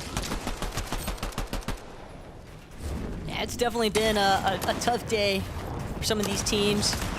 Nerface and Sid, again, the team contesting Hound and Mason West on the map here at Reclaim Villa, Sandy Strip Turf. Nerface, though, loses Sid, recognizes it's all down to his lonesome. He's trying to scurry away wherever he can, needs an opportunity to see if he can get this med kit off, see if he can pop his shield potion even. But Mason, Hound, they're just creeping up ever so steadily. Both of them, though, low enough that they think twice. They don't want to just blindly aggress. They want to confirm clean elimination onto Nerface, and sure enough, their patience has paid off. Sid, nowhere left to run. And Mason, Hound, while they have been temporarily victorious here on that west portion of their contested drop, still have to keep in mind the real threat that's lurking nearby. That's going to be Clicks and Veno. You can see those arrows just a little bit northeast. Trouble definitely brewing if Hound and Mason aren't careful and they're rotate out. Take a look at Vino right here, looking in. He's got a team down low, boxed up right now. Probably just finish a fight. This is, of course, what Vino does best. Very wide spread coverage here, wherever it may be. Always wandering around. Just looking for anything right now. What's more surprising after last week's victories is that they haven't picked one up yet today, so they might just be due for one. Just ran through that flaming boost hoop, though, so it's clear that he definitely wants to see if he can find a better angle on some teams kind of littered throughout the area. Maybe get a couple more tags in tow. Yapko and Quanti, meanwhile, they've got Dorito and Yasir on the ropes here. And sure enough, Yapko, a couple of shots gonna seal the deal. That's one knock onto Yasir. Dorito can't even afford to take another couple ticks of Storm. He's just lurking in the water right now. Will pick up some heals left behind by Yasir, but will it be enough? Yapko, incredibly low. Trying to be careful how he's playing these walls. Quanti actually knocked in the process. It's bolts from afar. Third party just intervening. A small lifeline here for Dorito, and Dorito actually biting back. Bryce gonna get knocked in the process, but good recovery there out of Bolts, and he will be able to get the revive off successfully. So ultimately, Bolts and Bryce prospering from that third-party engagement, but still got to be wary of Vert and Kylie just a little bit further up the hills of Mount Olympus. Dangerous duel. Never know. You have such a skilled team's gonna land on you. Ritual right now, eyeing up inside the storm. Thermal scope fully set up right now. No one pops out the grand station just yet, but they know for a fact there's someone in there. There's actually 3 players in there, so 2 teams inside of the grand station. A little bit of a standoff, and actually marks the back of the grand station, saying, I think I know where they're at. I think I know where they're gonna at least exit out from. Likely looking to see if there's a reboot around here as well. So they're trying to position themselves all the way up to take full advantage of what's happening here. And yeah, look, get the spot, and he couldn't have called it better. Read him like a book, and this is just perfect now, as they have full advantage, so they know there's a solo left alive. Still have to be very careful, though. They're split up looking for 1 player, but they don't recognize there's actually 2 individuals. Ritual's exposed. Re is also exposed to the backside. And there goes the tags. That's from 1. If anything, it's just going to call for a brief pause here as Reed now leading the charge onto Doxy. And Doxy nowhere left to run, already lost his duo earlier on. Only 1 player left standing out of the 3 that had started off here at Reckless Railways, and it's going to be Staxa Rooney just tucked away in a corner at the far end of the train station, hoping that Reed and Ritual don't encounter him. He's got the door wide open, utilizing some bandages just to keep his health in a decent spot, but Reed and Ritual, they're content to wait. And this is what Reed and Ritual have also done so well throughout the course of today, MDF. They have just fully bottlenecked all of these teams from the northeast side of the map as they start to make these rotates, pooling, because a lot of these zones just having been towards that southern southwest part of the map. Reed and Ritual, no, they just have full control of the flow on the lobby of those players. They are pretty much restricting all rotates by holding teams consistently at Reckless Railways. Staxa Rooney just going to be 1 more to add to the count as Ritual and Reed side by side yet again. So in sync with each other right now. Love how Ritual played that straight aggression. Grab the wall, they push in with pure confidence and close the fight. Very much in shape right now, showing exactly why they're up at the top of the standings with a substantial lead, especially across all eliminations here. Meanwhile, in the bunker, also deep in the storm, just a little bit more eastern here. If Threats and Epic Whale still haven't quite found their footing. It's the team that, of course, recently have gotten together here, given the departure of Clix and Epic Whale. Unfortunately, not as much success right now for Epic Whale.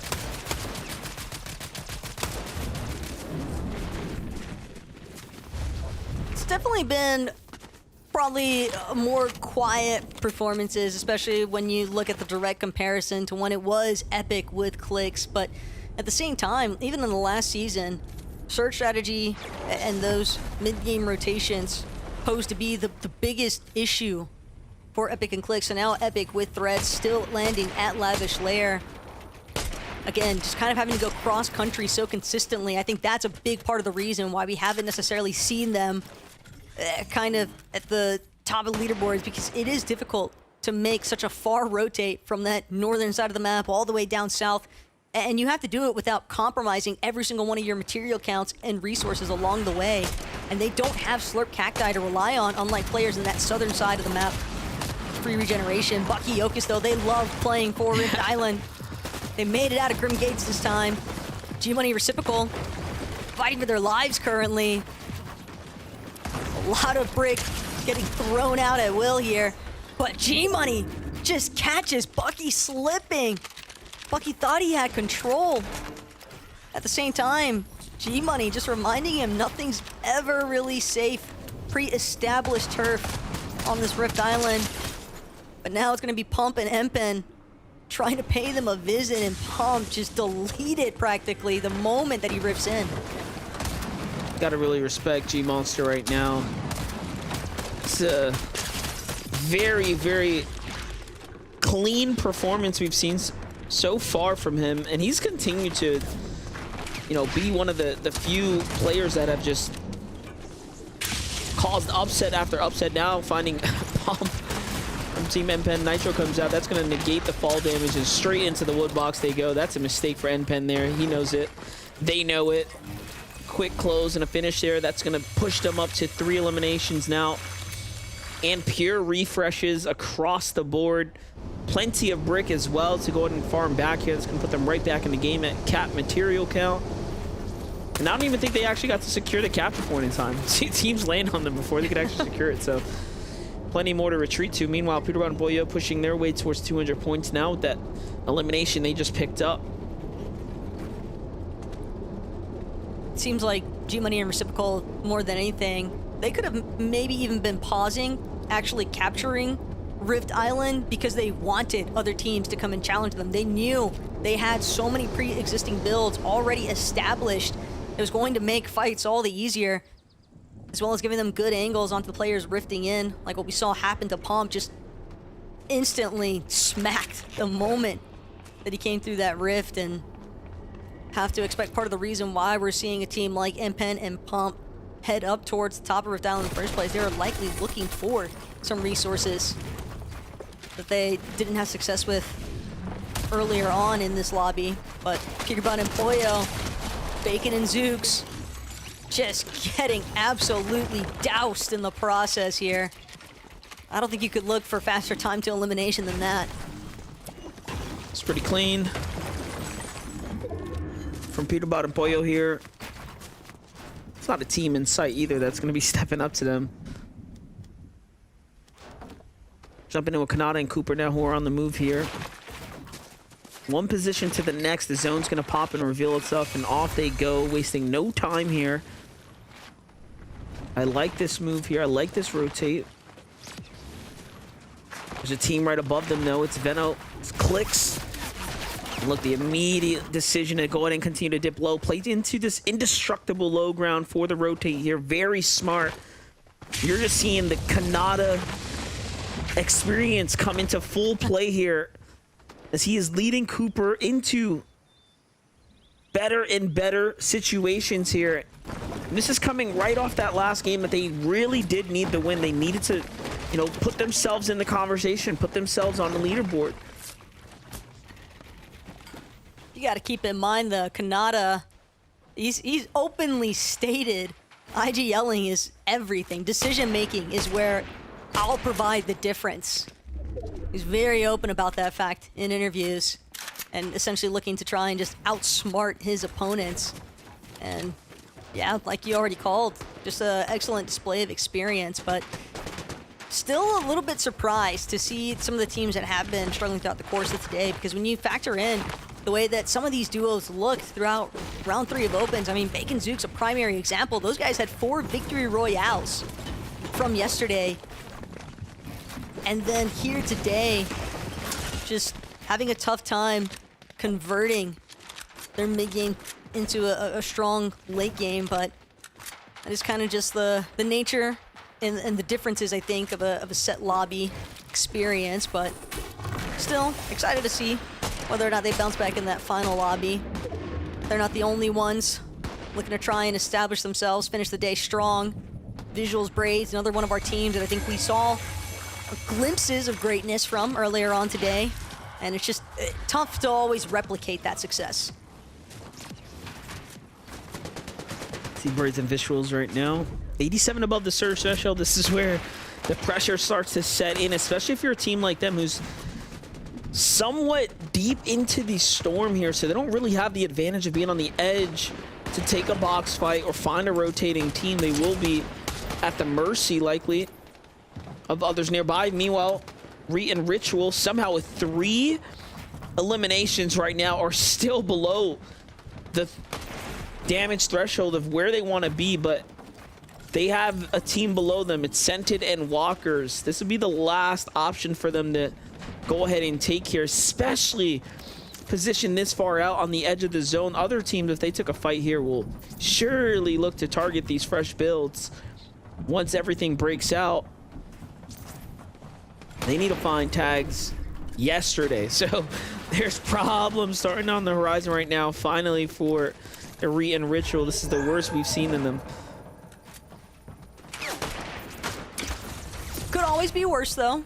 At the very least, Re and Ritual have a good idea of the general directions that players are located, but the situation becomes too pressed for time. They become too squeezed and don't want to expend much more of their resources. They might just look to take that battle with Walkers and Scented directly below them, but it seems as though that is that worst case scenario for these two. They want to find the tags from afar before having to risk it all on a singular box fight, especially one that isn't necessarily in their favor, because Scented and Walkers don't believe that they're actually below that search threshold, but this is the patience that Re and Ritual are waiting for Scented and Walkers to rotate first. A classic game of chicken. They got a few tags in, but will it be enough? No, still sitting 52 below the search threshold. Re gonna be forced to use his only medkit, singular shield potion left behind. Even for a team that's kind of been leading the way all day today, MDF. This might even be too tall a task to ask from them, and sure enough, Re draws some focal points from the rest of the lobby, and he's gonna get knocked for the count. That's crazy. He was moving so well. I thought he was gonna actually make it there. Beautiful tag there for Ritual to keep him in the game right now. Look, this is it. It's all or nothing right now. Just Nitro boost in hand. He's gonna have to go ahead and find something, make something out of nothing here. Could there be a cacti or some leftover heals here is the question at this point. Otherwise, it's going to be all she wrote here. The Storm, and there it is, picked up by Agers and Rise. Little delivery for the two. First place is down and out. Re and Ritual, though, have had such a run here. A performance and a half on display right now for the NA region. Arguably during a time, too, when we've never seen it more competitive, right? With how many additional top-tier European players we've seen just enter into the conversation as far as NA is concerned. So NA just couldn't be any better right now as far as overall competition is concerned.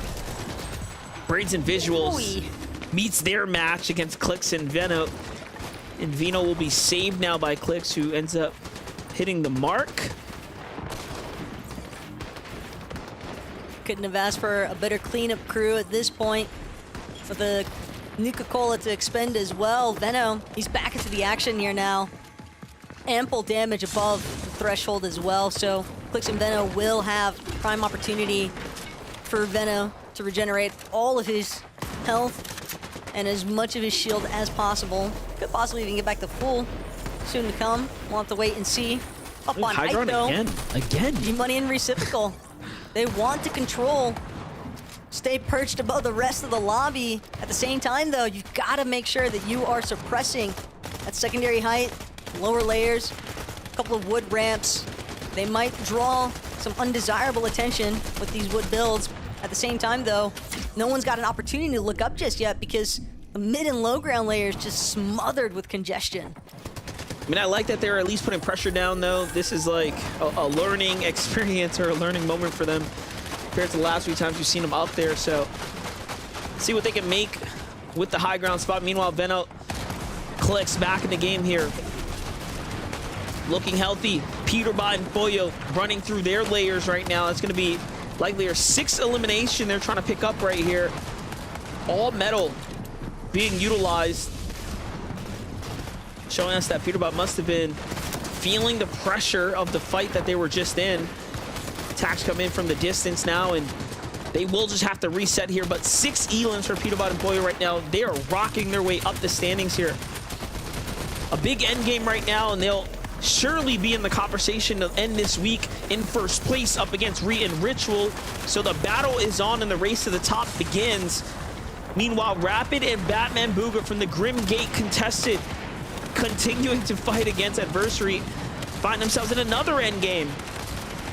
Look at this, the tags that they need right now coming together and picking up the loot as well. So an excellent opportunity for Rapid and Batman Booga.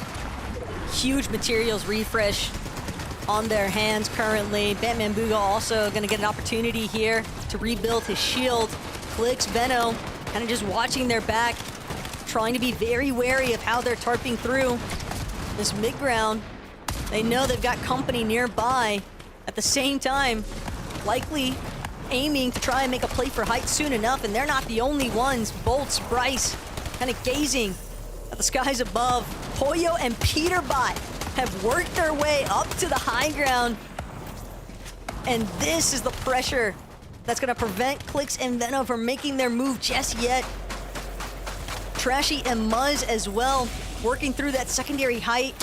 So many players hoping for a chance to just maintain their position towards that front side of the mid-ground, but Pollo and Peterbot, they could go for a materials refresh soon enough. It's only a matter of time before one of them likely to drop. Maybe they look to do it in sync with each other and get a nice build refresh, but again, have to be careful. Rapid, Batman Booga still holding their own. Veno, Clicks lurking around the corners. He's got Peterbot in his sights. Peterbot never had a chance to see it coming. Pollo, though, with the recovery, he's gonna crank up, maintain for the time being. That is until Clicks chops him out. Clicks trying to take over alongside Veno, but the Nuka-Cola might be the difference maker here, and sure enough, Clicks, he might have the high ground, but he doesn't have the health to hold it, and Peterbot, he's trying to see if he can work his way back up to the height, but Veno's gonna spot him out. He was trying to reposition, instead gets taken down in the process. A one-for-one blow so far, as Pollo will be the lone victor here on the high ground, but that situation, that 2 versus 2 encounter, has definitely left him worse for wear. That was an extremely high-level battle as well. Both sides recognizing danger above and below, keeping focus on one another. That is exactly what you expect. Veno continues to put the pressure onto the high ground, making them forced essentially to answer his calls here, and he calls Pollo down, and he finds the elimination. In the end, it's Veno and Clicks who win the final battle there, but it costs them everything, and that's just a fight for ego. And Veno in the end couldn't hide from a Minish there, but giving us a show to say the least here. And now Cam and Minish have a chance here to control high ground while the Titans above have done the damage onto one another here. Lobby starting to cut thin. Higher, solo by himself, Batman Booga in front of him, but Cam still cooking here, jumping down in time to find more and more eliminations. He's up to 8, he's by himself though, it's a 1v1. Where's the last player? He's looking for him, and he's unaware that Virgo is down at the bottom here, misses the first tag, and it's gonna come down to this last one here. They have no time to fail, and in the end, the shots come from below, and he gets pulled into the depths of the seas there. And the only thing I can't help but wonder, MDF, is all of the med kits that lay just one box below where Cam had previously been situated. I don't know if it wasn't communicated, if he just felt like he didn't have a chance to be able to drop and actually secure them.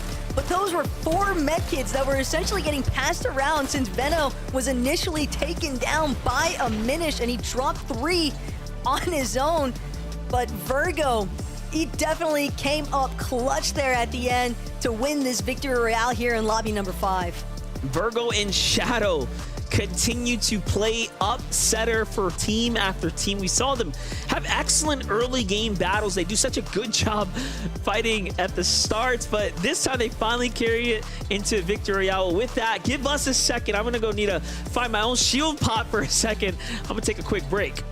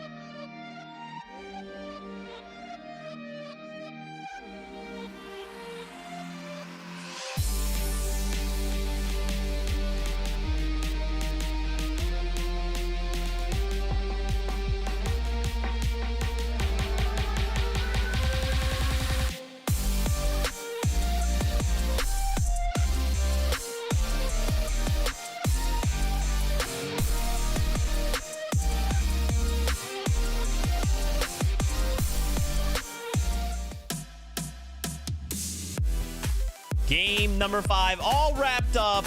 And now we only have one game left to go in week number 2. What's going on, Fortnite fam? Welcome back to the FNCS. This is NA. And my, oh my, did we just witness 2 Titans go head to head? And I felt like for a moment, Vivid, this was a solo competition because with 4 remaining duos all battling it out, Cam versus Virgo, and in the end, Virgo finds himself the victory royale, so him and Shadow get themselves eliminations and placement points and much needed series points after this last game. I'm telling you, especially going into this final game of the day, you just need that bit of momentum, right? Just that little jump start to your game to really hit home hard. Oh yeah, but a huge game for Virgo right there. As you mentioned, right? Bunch of solos left to do it. So Virgo kind of winning out against all of these solos. It's actually really, really funny that Batman, Booga, and Hire actually eliminate each other right there. They actually trade in the box. So that's why it came down to a 1v1. But Cam, obviously hindsight, could have just sat in Storm and done absolutely nothing. Would have won the game because Virgo only had 10 HP to work with. So close. It's so crazy that it came down to those solos there because there was a completely different storyline going over on Hype between Zone 10 and 11. We had Peterbot and Poyo. We had Vino and Clicks fighting each other. At multiple points, they actually switched who had high or not. So I can't wait to see actual highlights from that height take because it is definitely one for the stories, but also I'm excited to see who is in our leaderboard right now for the top 10 because of course we only have one more game to go. Zeke, this day has just flown by. I know, it's really crazy to think that we've just been sitting here, right? All of us enjoying this Fortnite action. And as we turn our attention back to the standings, look at our top 4. They have not moved. And again, just to think back to last game, to watch Peterbot and Poyo go up against Clicks and Veno. This is what I want to see, right? These are the kind of exchanges that I think could make Fortnite history. And of course, it going a certain way over to Veno. I just could not believe that's kind of how it ended. But for Peterbot and Poyo to see them kind of like just take high ground, I don't think they expected Veno to just very sneakily ramp up to them, Vivid. I don't know what they were thinking. Well, I can guarantee that they definitely did not expect it, right? Veno got off so much damage early into that little high ground take, and we'll be able to see it here. Veno and Clicks, yeah, they just crouched up a random ramp that they actually found, hit a clean shot, and then that 2v2 just continued for pretty much the entirety of a zone. And it's like 2 separate 1v1s kind of going on amongst each of the teammates. It's so cool. I love they say 2v2 because I really thought more of it being a 1v1 and then you say that. I mean, literally Peterbot going for height, gets chopped, drops down to second low at the perfect time, but Poyo staying to high ground, of course, and then the zone pulling over those builds because you know when you go for height and another team is trying to contest you, you just use up so much materials. But of course, we have to look to the other side of that coin of that fight that we had. Vino and Clicks slowly just creeping over and then the perfect time to try and take height. But noticing that there's actually something wrong. There's Peterbot actually below Poyo there. Yeah, incredible stuff. Actually, you know, great awareness from Clicks and Veno to kind of catch out that mistake. Very uncharacteristic, actually, of Peterbot and Poyo. Not only are they very, very typically when they get the high ground, they're so good at pressuring the rest of the lobby further and further down, right? Kind of squishing the lobby together. They're usually so good at applying so much pressure that those types of plays are never possible. So not only did they, 1, allow that to happen, but then 2, on top of that, that mistake leading to them not even recognizing a team could sneak up on them. Very, very uncharacteristic, but hey, we got one heck of a play out of it, so I'm happy. I think it's uncharacteristic because Peterbot and Poyo are used to no one even looking towards height. But at this moment in that game, it looked like Clicks and Vino were trying to take height around the same time that Peterbot and Poyo were trying to take height. So I don't think that there was an opportunity for them to kind of block out the rest of the lobby. So that was why Clicks and Vino had an opportunity right there. Vino even chopping out Poyo from height when he had to drop down as a solo. So an absolutely, I felt like we were looking at low ground week 1, but on the high ground there because it just felt so chaotic. But our leaderboard, as you said, Zeke, less chaotic because the top 4 teams are still in their respective places. However, the one thing that I noticed, Zeke, is how close Peterbot and Poyo are to taking that first place spot away from Ritual and Reed. You know, you say that, Kelly, right? And I think that would be interesting to see, but for Reed and Ritual, they're just not slowing down, right? It just doesn't matter. It doesn't seem to matter what's thrown their way, right? They're still coming out of these situations and have held this #1 spot for most of the day. We only have a single game left to go here, guys. Super quick, rapid fire. What do we need to go? Vivid. Oh, remember, listen, there's a couple teams out there still fighting for their chance in the upper bracket. To note a couple of those teams, Scented and Walkers, they're currently 41st. They need about 37th, so pay close attention to them. Macwood and Blake, they're currently 34th. They need 27th, so those are some of the big name teams that need to clutch up. Reed and Ritual just need 4 eliminations in the last game to beat the record for eliminations. And this week, I want it to happen. It's got to be Reed and Ritual. Let's go. Oh, Fortnite fam, hopefully you feel it's tense. It's tense to say the least. A single game left to go. Remember, we either want to make lower bracket here with our series points or stay in upper bracket to try and compete for a spot to grand finals. 1 game left to go. One last ride. MDF, Taco, for you. Thank you guys so much. And sure enough, it is the final countdown, the last lobby of our week 2 quals here before we head into the semifinals action in a few weeks' time. But everybody's so focused, MDF, on what's taking place between first and second. But I don't know, the analysts seem to kind of just graze over the fact Batman Booga, Rapid, only 7-point differential between second and third place there. Yeah, they really have been, I would say, the standout team, the team that you didn't expect to just continue to remain in the conversation. Let's see if they can continue to do that at the Grim Gate here for the last game of the evening.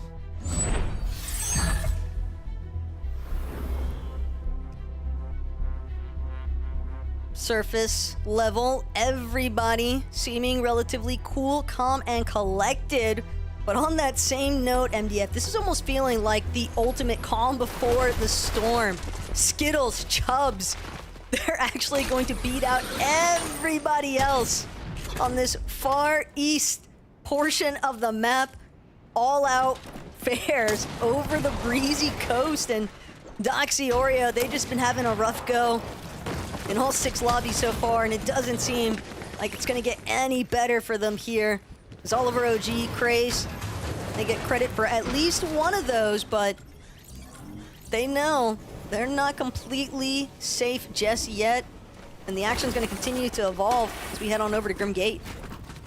I still just can't imagine being triple contested at that drop, but that's a story for another time. Rapid does finally fall in the early game. I mean, you can only be contested so many times before everything doesn't necessarily go in your favor. So this is going to start being on to Batman Booga here. Okus already looking for the side angle. Batman Booga blocks him off here. He's starting to run out of space to work with. Bucky comes in. They find the tags, and it is not looking good right now for Batman Booga and Rapid. They get sent back to the lobby, and their tournament evening ends with a dance from Okus and Bucky here. The 50th place team. Oh, man. And there goes the shutdown dream of trying to take second place on the leaderboard away from shouldn't have said anything, Taco. That might actually be a little bit of Caster's curse coming into play, but hey, it's about time that we saw a little bit of something out of the agent fellas. Bucky and Okus, never want to count them out. Bucky and Okus in general been having a really strong performance throughout the Opens weeks here in Major 3 quals, but Quanti, Yapko, an even better one still. Research Rock completely in their favor. Blaha and Mixon down and out for the count. Near questionable edit right there from Quanti for a second, but take a look how the first elimination goes through. He goes toe-to-toe with Mixon and comes out very much healthy. Meanwhile, we get to jump in with Zaire up against Reet and Ritual. We saw what happened before here at the Reckless Railways, where Reet and Ritual doubled all the way back into the storm to finish off these players here. This is, again, very much personal at the drop. So far, Scissor and Zaire are putting on the pressure here, but Reet answers back, and all of a sudden now he has the advantage, as it has been all night long. I mean, I see Scissor, but this is an odd spot for sure. Looking like a couple of solos, and now one more duo gonna join the fray here. Ritual, Reet, they scattered out. Too much company for their liking. They're trying to reposition. They haven't actually had an opportunity to farm up like they like to. School and Jagvier trying to see if they can come out on top with all the madness that's ensued here at the Reckless Railway so far. They've got Reet on the ropes currently. Reet trying to do what he can to outplay School here, but there's just too much of an HP differential. And School with an elimination onto Reet. Jagvier as well, cleaning off Zaire. But we see Scissor. I'm looking around for where Chimp was last located. Okay, Was that Reet and Ritual, or was that just Reet who got trapped here? Initially seemed like just Reet. So I see a solo, yeah, I see a solo to the north by the railways, and then of course we saw one player escape. Take a look at him revise here, breaking his way through with the Nitro. Newly revised Nitro, and then tries to get in on Vorteca here. Does end up making it happen, and you see it's the little things like that. You do have to damage those walls now before you try to break your way through, given the new damage adjustments. Peterbot and Pollo on the other side of the red line rig. Very much calm and cool down here. No teams have rotated this way. It makes sense given the zones landed right on top of them. So they're going to have a hard time with Surge if they don't get moving here shortly. Big fight taking place right now between Tace and Iamzo. Bacon and Zooks. Bacon, Zooks. They definitely need to either hold their ground or just pick off either Tace and Iamzo, ideally both. They're looking to try and convert a strong endgame performance here to close out the last lobby of the day here. Could definitely help elevate their position in the leaderboards, but the split maneuver from Iamzo and Tayson maybe just hoping that Zooks and Bacon lost sight of where he was at. Sure enough, lining up the shots here onto Zooks. Unfortunately, not going to be able to connect. He'll be forced to break that rock, start walling himself off, refarming some mats along the way, but determined still to try and possibly take this engagement up against the likes of Zooks and Bacon. All the while, Iamzo trying to just hold down some good coverage line of sights here. So that's going to make it possible for Tayson to kind of just get away without any further pursuit there.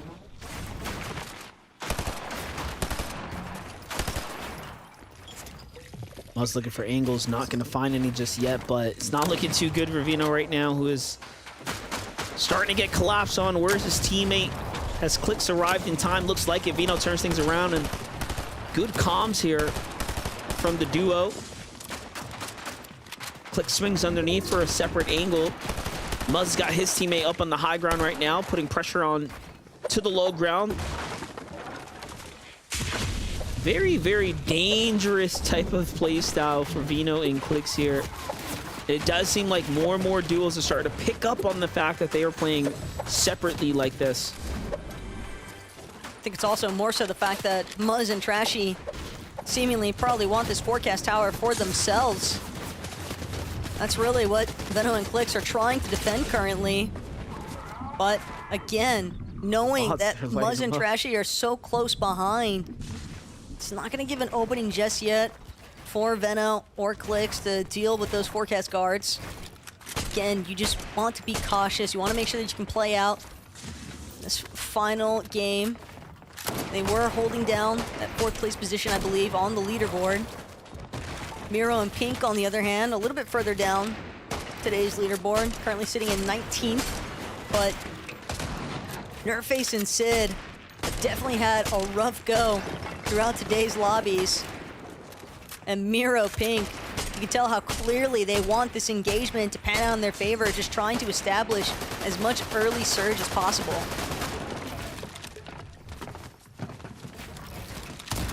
Seen a couple moments of greatness from Miro and Pink. Not enough just yet to have them be the talk of the town. But it's a team like this, you know, that'll pop in, show up to grand finals, and all of a sudden have that weekend, right? The weekend that we know they're capable of. Don't put it past any of these top tier duos to show out.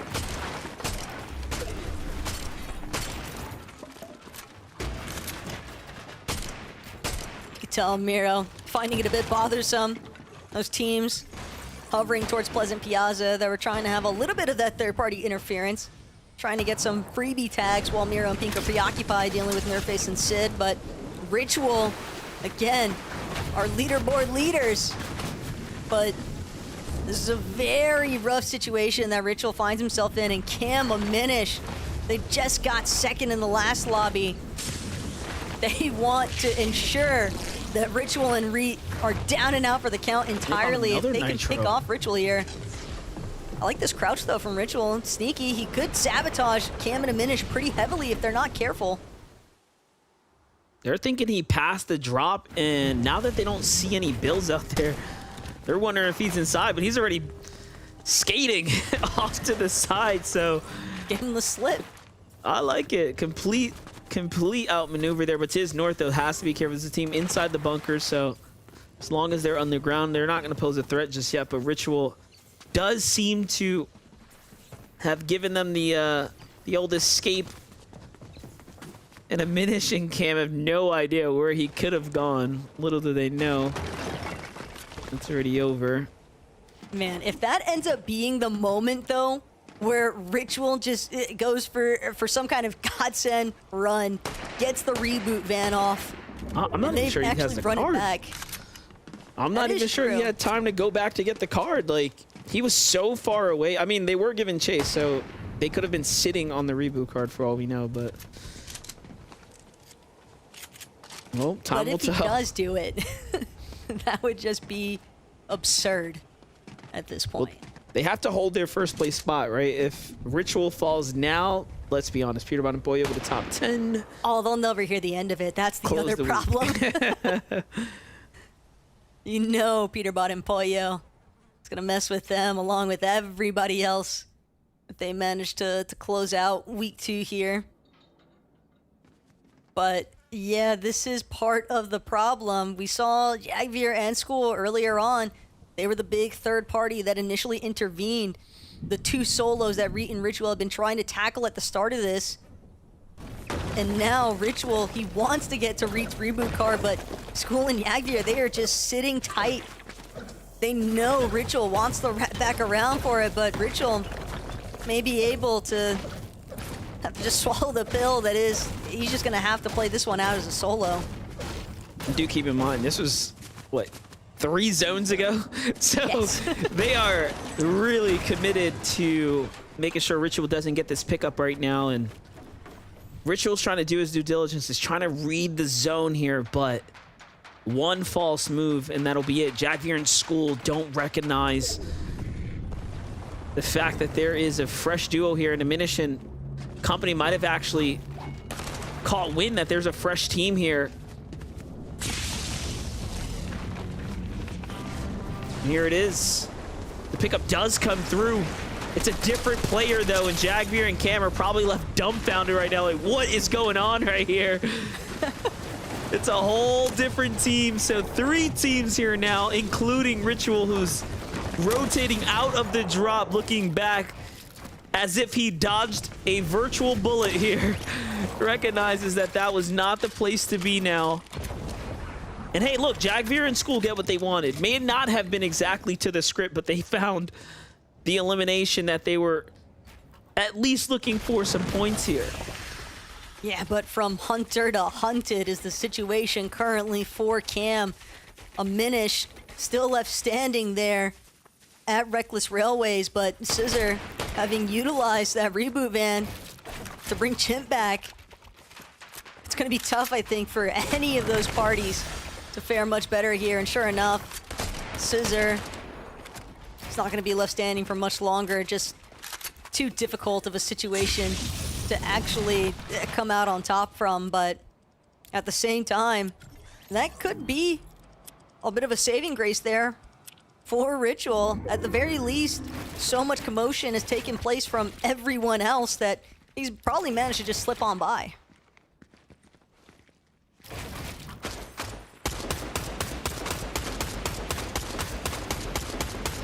Kanata and Cooper fishing for tags right now, given that they've had problems with the Storm Surge before. Look at the ammo, though.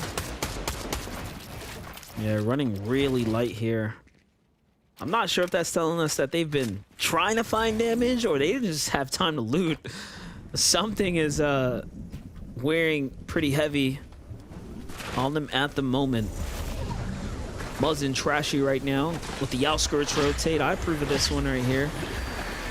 And a fresh team, Pink and Miro here on the move to the left side. Shots go in, forcing them to block up, but they don't want to play with this zone here. Can't really mess with it at the moment. This is a great find here. That is until Muzz's shields got dinged by what I'd assume to be either Miro or Pink, confirming those tags. And that's gonna call for a slight pause there for Muzz and Trashy, really just trying to gauge whether or not it's worth trying to take that launch pad with Miro and Pink so close by. But Pink and Miro rotating out of Karen's crossing. Curious whether or not, well, a couple of weapons bunker potential spawns that they have nearby, their initial drop is something that they've been able to take advantage of throughout the course of today's matches.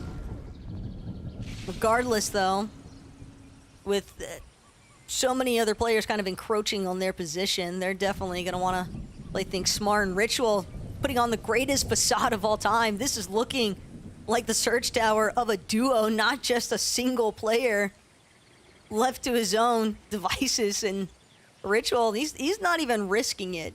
He could go for tags at this point, but he knows if he draws too much attention, it might be the wrong sort of attention. Then there's always that idea, like, is that the team that was camping my card? You know, like, you don't want those guys finding out where you're at. That was pretty devious, though, of School and Yagvir. I'm not gonna lie. I mean, final not sure how I lobby feel about that. in there, sitting on the reboot card there. And Bucky's play too. We're not gonna talk about it. We're gonna let those rock. This is great tags right here from Vino and Clicks. Body tag is gonna put them right above. They'll have 40 seconds before this surge turns online. This is Mason Hound. Mason Hound had such a great 3-game run and then just fizzled out of all momentum. I know they're sitting there thinking about what they could have done better, but there's still a redeeming game right here in front of them.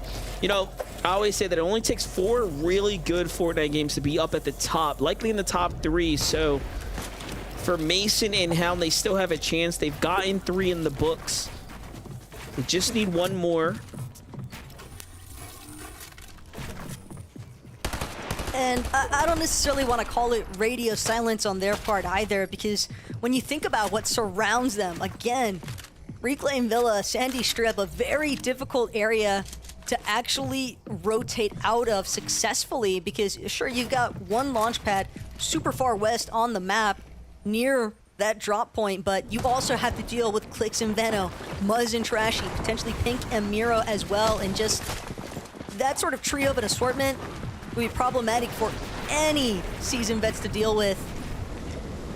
But now School, Yagvir, it seems like they want to finish what they started. They've got Ritual on the run currently, and Ritual, he does at least have a medkit to tank a bit of Storm for right now, but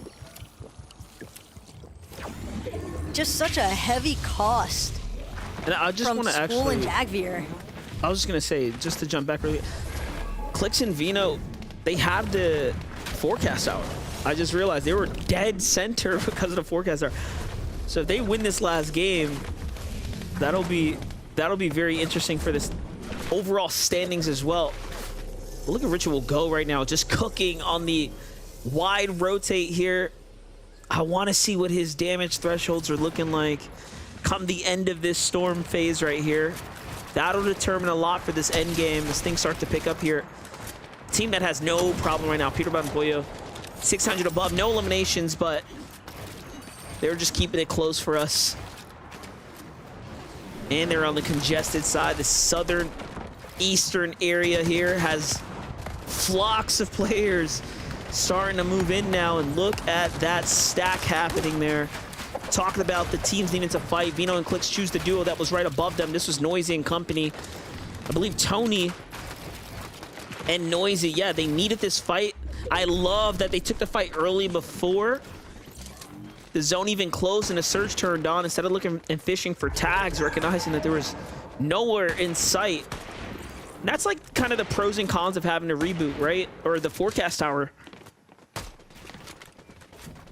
But that's the other thing that could potentially work against Clix and Venom if they're not careful. Other teams looking to maybe try and follow in their footsteps. They might be able to scout out the fact, just based on the way that Clix and Venom are rotating, whether or not they might have that knowledge that the forecast provides. So Yeah, look at them go. Surprised to see other players trail them, and yeah, this is a really nice wraparound strat so far from Clix and Venom. Rather isolated position currently, but again, while there's a little bit of a lull in action for these two, Peterbot and Pollo just continue to try and decimate the rest of the lobby here. Bacon doesn't get an opportunity to heal. Wall's completely taken, just such a heavy fire rate, and Ritual will finally go down. Of course it's gonna be School and Yagvir right behind him. So unfortunate. Like, if all the players you're gonna get taken out to, these are the players that take you down. It's gonna be salt in the wound. They were never right gonna here. let it go, man. They were never gonna let it go. Just salt in the wound for sure. But the game goes on. Jagbeard and School having their best game that they've had on the evening. At least they have something to brag about for this game 6 right here. Take a look at the zone. A reflection of a far pull to the congested side. Very few teams had to move right here, and this is why the player count hasn't really dropped, and we're looking at a surge online at the moment. Mason's finding his. Peterbot and Pollo looking for more. I like the attention towards the high ground, though. Peterbot and Pollo just trying to chomp whatever ramps they can. At the same time, Zooks, they already got Bacon. They spotted out that Zooks is a lone wolf. And sure enough, they're actually not going to get the elimination credit, but they will get all of the benefits from up above. Just chopping the floor. All that loot, all those goodies now at Peterbot and Pollo's feet, and could not have come at a better time. Pollo, unfortunately, not going to remain a participant for the rest of this course of action here, but at the same time, it might be just good enough here. Muzz will take that freebie as it stands. He's a solo, so we'll let him have that one. Peterbot had a chance for first. Now it's just looking pretty dire here.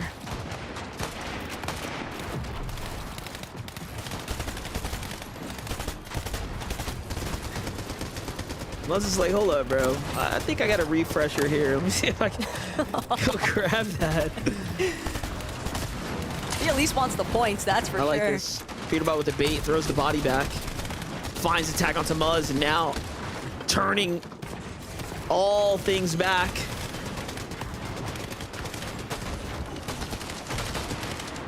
Still, though, having to work through ultimate low ground. So many other teams kind of situated just a layer or two above Clix in the 1 versus 2 of his life right now, up against the likes of Tayson and Iamzo at that. His last shield potion going to come into effect. Still has a singular Nuka-Cola to work with as well, though, and Iamzo, Tayson, they're going to keep watching their backs. They're waiting for Clix to continue trying to aggress into their walls, but Tayson, the nice side jump over, gets a good chunk out of Clix's HP, and that shield damage is more than enough to warrant Clix having to fall back just a moment longer. They're showing them braids on high ground here. We've seen them attempt this before. This time, the base looking a lot stronger for them. Still, though, same situation as before. They're not necessarily too comfortable on the damage here, but let's see what they can make happen. As they land right above the solo player there. Click still cooking as well as he's trying to get to the front side of zone here. Now, do keep in mind, he has all the knowledge, right, of these storms here. As long as he positions himself well, he could make a top 10. But into the box, Kanata and Cooper go. Momentum carrying them right through Clicks there. And that's going to be the end for them. Meanwhile, Mason and Hal trying to get that extra victory royale here. They've done it once today. The first time they've ever gotten a win inside a set lobby. Can they go 2 for 6 is the question here. Well, all circumstances considered, MDF, we're looking at a very hurt Peterbot. It's Peterbot, no Poyo. There's no Reet and Ritual, no Clicks or Veno. The high ground definitely seeming like it could be fully in control there. Pound and Mason, they play their chips well, but Peterbot still holding down this mid-ground turf. He's not willing to give up this layer just yet. Nitro Splash gonna be expended as he now continues his charge forward, wants to try and maintain a strong position towards the front side of the zone. Bryce, on the other hand, playing from the backside.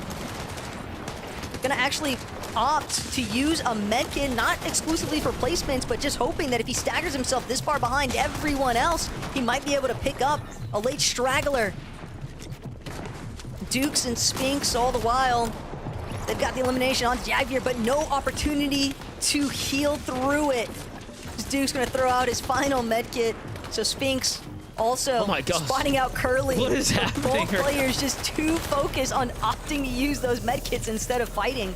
Too many players playing for the heal off right now. You can see they're just stretching as many points as possible right now due to the fact that series points are, of course, on the line here. Every single opportunity matters for Visual and Braze. They've lost the high ground. They did not have enough material to maintain it. Cooper and Kanata here are one of the few strong standing duos that are live right now, and they can definitely win this game here. And now, Mason falls. Hound is by himself. Some weird land to play with, but Cooper and Kanata find their way through it, and up they go. This is it.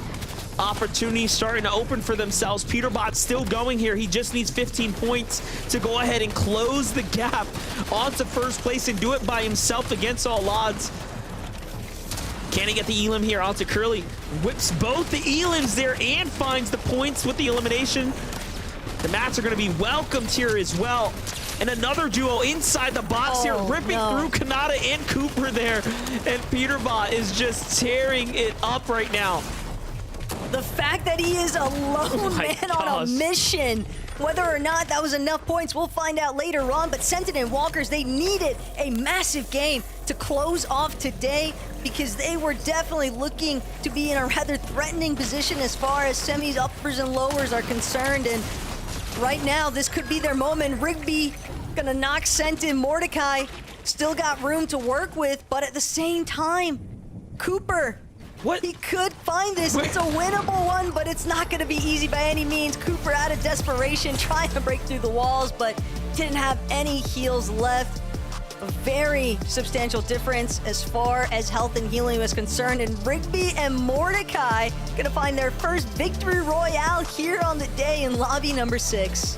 That's insane. I had no idea Cooper was still alive there for a second as he was just healing there, moving back and forth. But hey, you know what? A new team does win that game there. Shout outs to Rigby and Mordecai. It likely will make a difference, at least on where they end this weekend off here today. Big dubs there. And honestly, we saw new teams get their first wins on the FNCS stage. What a moment to celebrate. I think the real difference maker here was just how many of our top leaderboard players just found themselves early eliminated, and that made all the difference as far as high ground was concerned. A lot of hot potato pass around, but again, Mordecai and Rigby just doing an excellent job at confirming this final victory royale of the day. And again, it's reason to celebrate. Yeah, you have to be happy about those wins right there. Mordecai and Rigby get that Game 6 win here for the second qualifier. Taco, what a way for them to go ahead and close things out. And with that, that's going to conclude it from us here, your casters, Monster D-Face, and of course, the best Taco. It was a pleasure bringing you guys the action. And to bring us on home, we're going to toss it over to Zeke and the analyst to give us the update. Thank you guys so much. My goodness. When you guys see these standings, you're gonna lose. We'll get there in a moment, because first off, lost. Mordecai, Rigby, you already look. Stop, baby, you can't spoil it. I look. Mordecai, Rigby, they get themselves the victory royale in game number 6, and paired up with the 7 eliminations. It's not over until it's over. And remember, we're looking to continue the FNCS dream. We're either trying to make it into lower brackets, or if we're already there, we're trying to make it up into the upper brackets, and doing so basically by the end of the day, wherever we place, we get series points. For the duo though, this is really big, right? Because this could either put them into the lower bracket, or put maybe in some crazy universe, put them into the upper bracket. We'll see momentarily, but still, for the duo, this is huge. I mean, for Mordecai and Rigby, though, already secured into the lower bracket, and I don't think they could actually pick up enough points to go ahead and get themselves into the upper bracket today. So it's still going to be a lower bracket even after the incredible game number 6 win right there. But I mean, like, still, that's going to be such a confidence booster, right? I mean, showing up in one of these lobbies, winning a game, going into lower bracket in a couple of weeks, they're going to be feeling confident. I mean, that performance from Mordecai and Rigby there was just a regular showing of how to hold high ground, totally dropping down, then taking the win against the lower game team. So congratulations to them. And even if that is not enough points to make into the upper bracket, they should be proud of themselves. Okay, let's talk about the standing. Let's talk about who won it all. So Zeke, Reen Ritual, man, they've been like locking it down all day, right? They won the whole day. You're right. In another alternate universe, because that's not what happened here. In game number 6, we saw a solo clutch that literally changed everything from Peterbot and Poyo. For Peterbot to solo clutch this, to end that in a top 5 situation, was the difference maker, and enough to finally dethrone Reeton Ritual in the final game, in the final moments of week number 2. Vivid, this is what we live for. Well, I mean, hey, listen, at the end of the day, we play 6 games, right? And yeah, Reeton Ritual, after 4 games, they had almost 100-point lead, but those last 2 were costly. Peterbot and Poyo putting up 2 pretty good performances last game, and Reeton Ritual not really putting up much points in those last 2 games. Going to be giving up first place. Now, ultimately, Kelly, first place, second place, doesn't really matter in the grand scheme of things. Like, both of these teams going to be qualified for the upper bracket. But, a sense of accomplishment, right? A little bit of some talking. You can be able to talk it up a little bit that you won the qualifier. I mean, Peterbot and Poyo, they got to be feeling good. Well, I feel like especially making a showing this week after their insane run in Major 2, and then, a semi-lackluster performance in Qualifier 1 where they didn't make it into round 4. This is what they needed to show everyone that they are still the top dogs in the North American region. But of course, I do have to give some love to Ritual and Reet in second place, Batman Booga and Rapid in third, and then, I know, I had to say it, Kanata and Cooper, another team that didn't make it through the qualifiers, making it all the way up into 4th place, going up 4 placements in the final game. That in itself is a feat. Yeah, incredible stuff, right? I mean, we saw some crazy domination out of Clix and Vino in qualifier number 1. And it's just great to see these other teams like Kanata and Cooper and Peterbot and Poyo kind of rejoin the conversation by making it to round 4, and then both of those teams showing up into the top 4. That's incredible stuff. I mean, that sets us up so well for what we can imagine we'll be able to see in grand finals. All of these teams kind of going head to head, and I can tell you, after watching today, I feel like in grand finals, that's if the meta kind of doesn't change between now and then. We do have some time before grand finals actually happens, but it seems to me, Zeke, that, Clix and Veno versus Peterbot and Poyo for the higher ground, like every single game, 12 times throughout the grand finals, that would be awesome. And what's crazy too, remember last week we had this question mark on our minds. There's 2 kind of big duos that aren't here to kind of contend with Clix and Veno. So what does this mean? Like, okay, they won, but there's 2 whole duos that aren't here. And now that we see all of them kind of fight, it's like, dude, we're looking at a top 4, and all of these names we were kind of questioning, like, hey, what's going on? They're in your top 5. So this is an amazing peak. in the future, right? Like just exactly like you're saying. And I kind of want to bring the conversation full circle, right? At the top of the show, Kelly kind of brought out some stats for us. It was kind of saying like, hey, the conversation around upper bracket, it feels like the community is like, hey, upper bracket doesn't really matter. We just need to make it into the lower bracket at minimum, and then we can make it to grand finals, right? And Kelly awesomely pulled out some stats for us. Shout outs to you, Kelly, and hit us with the hard facts and the hard numbers. For some of these duos, this is a big moment, right? They're trying to lock down that upper bracket. They wanted to say, look, grand finals, if we're not qualified to globals, there's a top 10 on the line. And that's possible now, Kelly, right? For some of these duos, they've locked in that upper bracket, and that's all they're thinking. We just need to go grand finals, top 10, globals.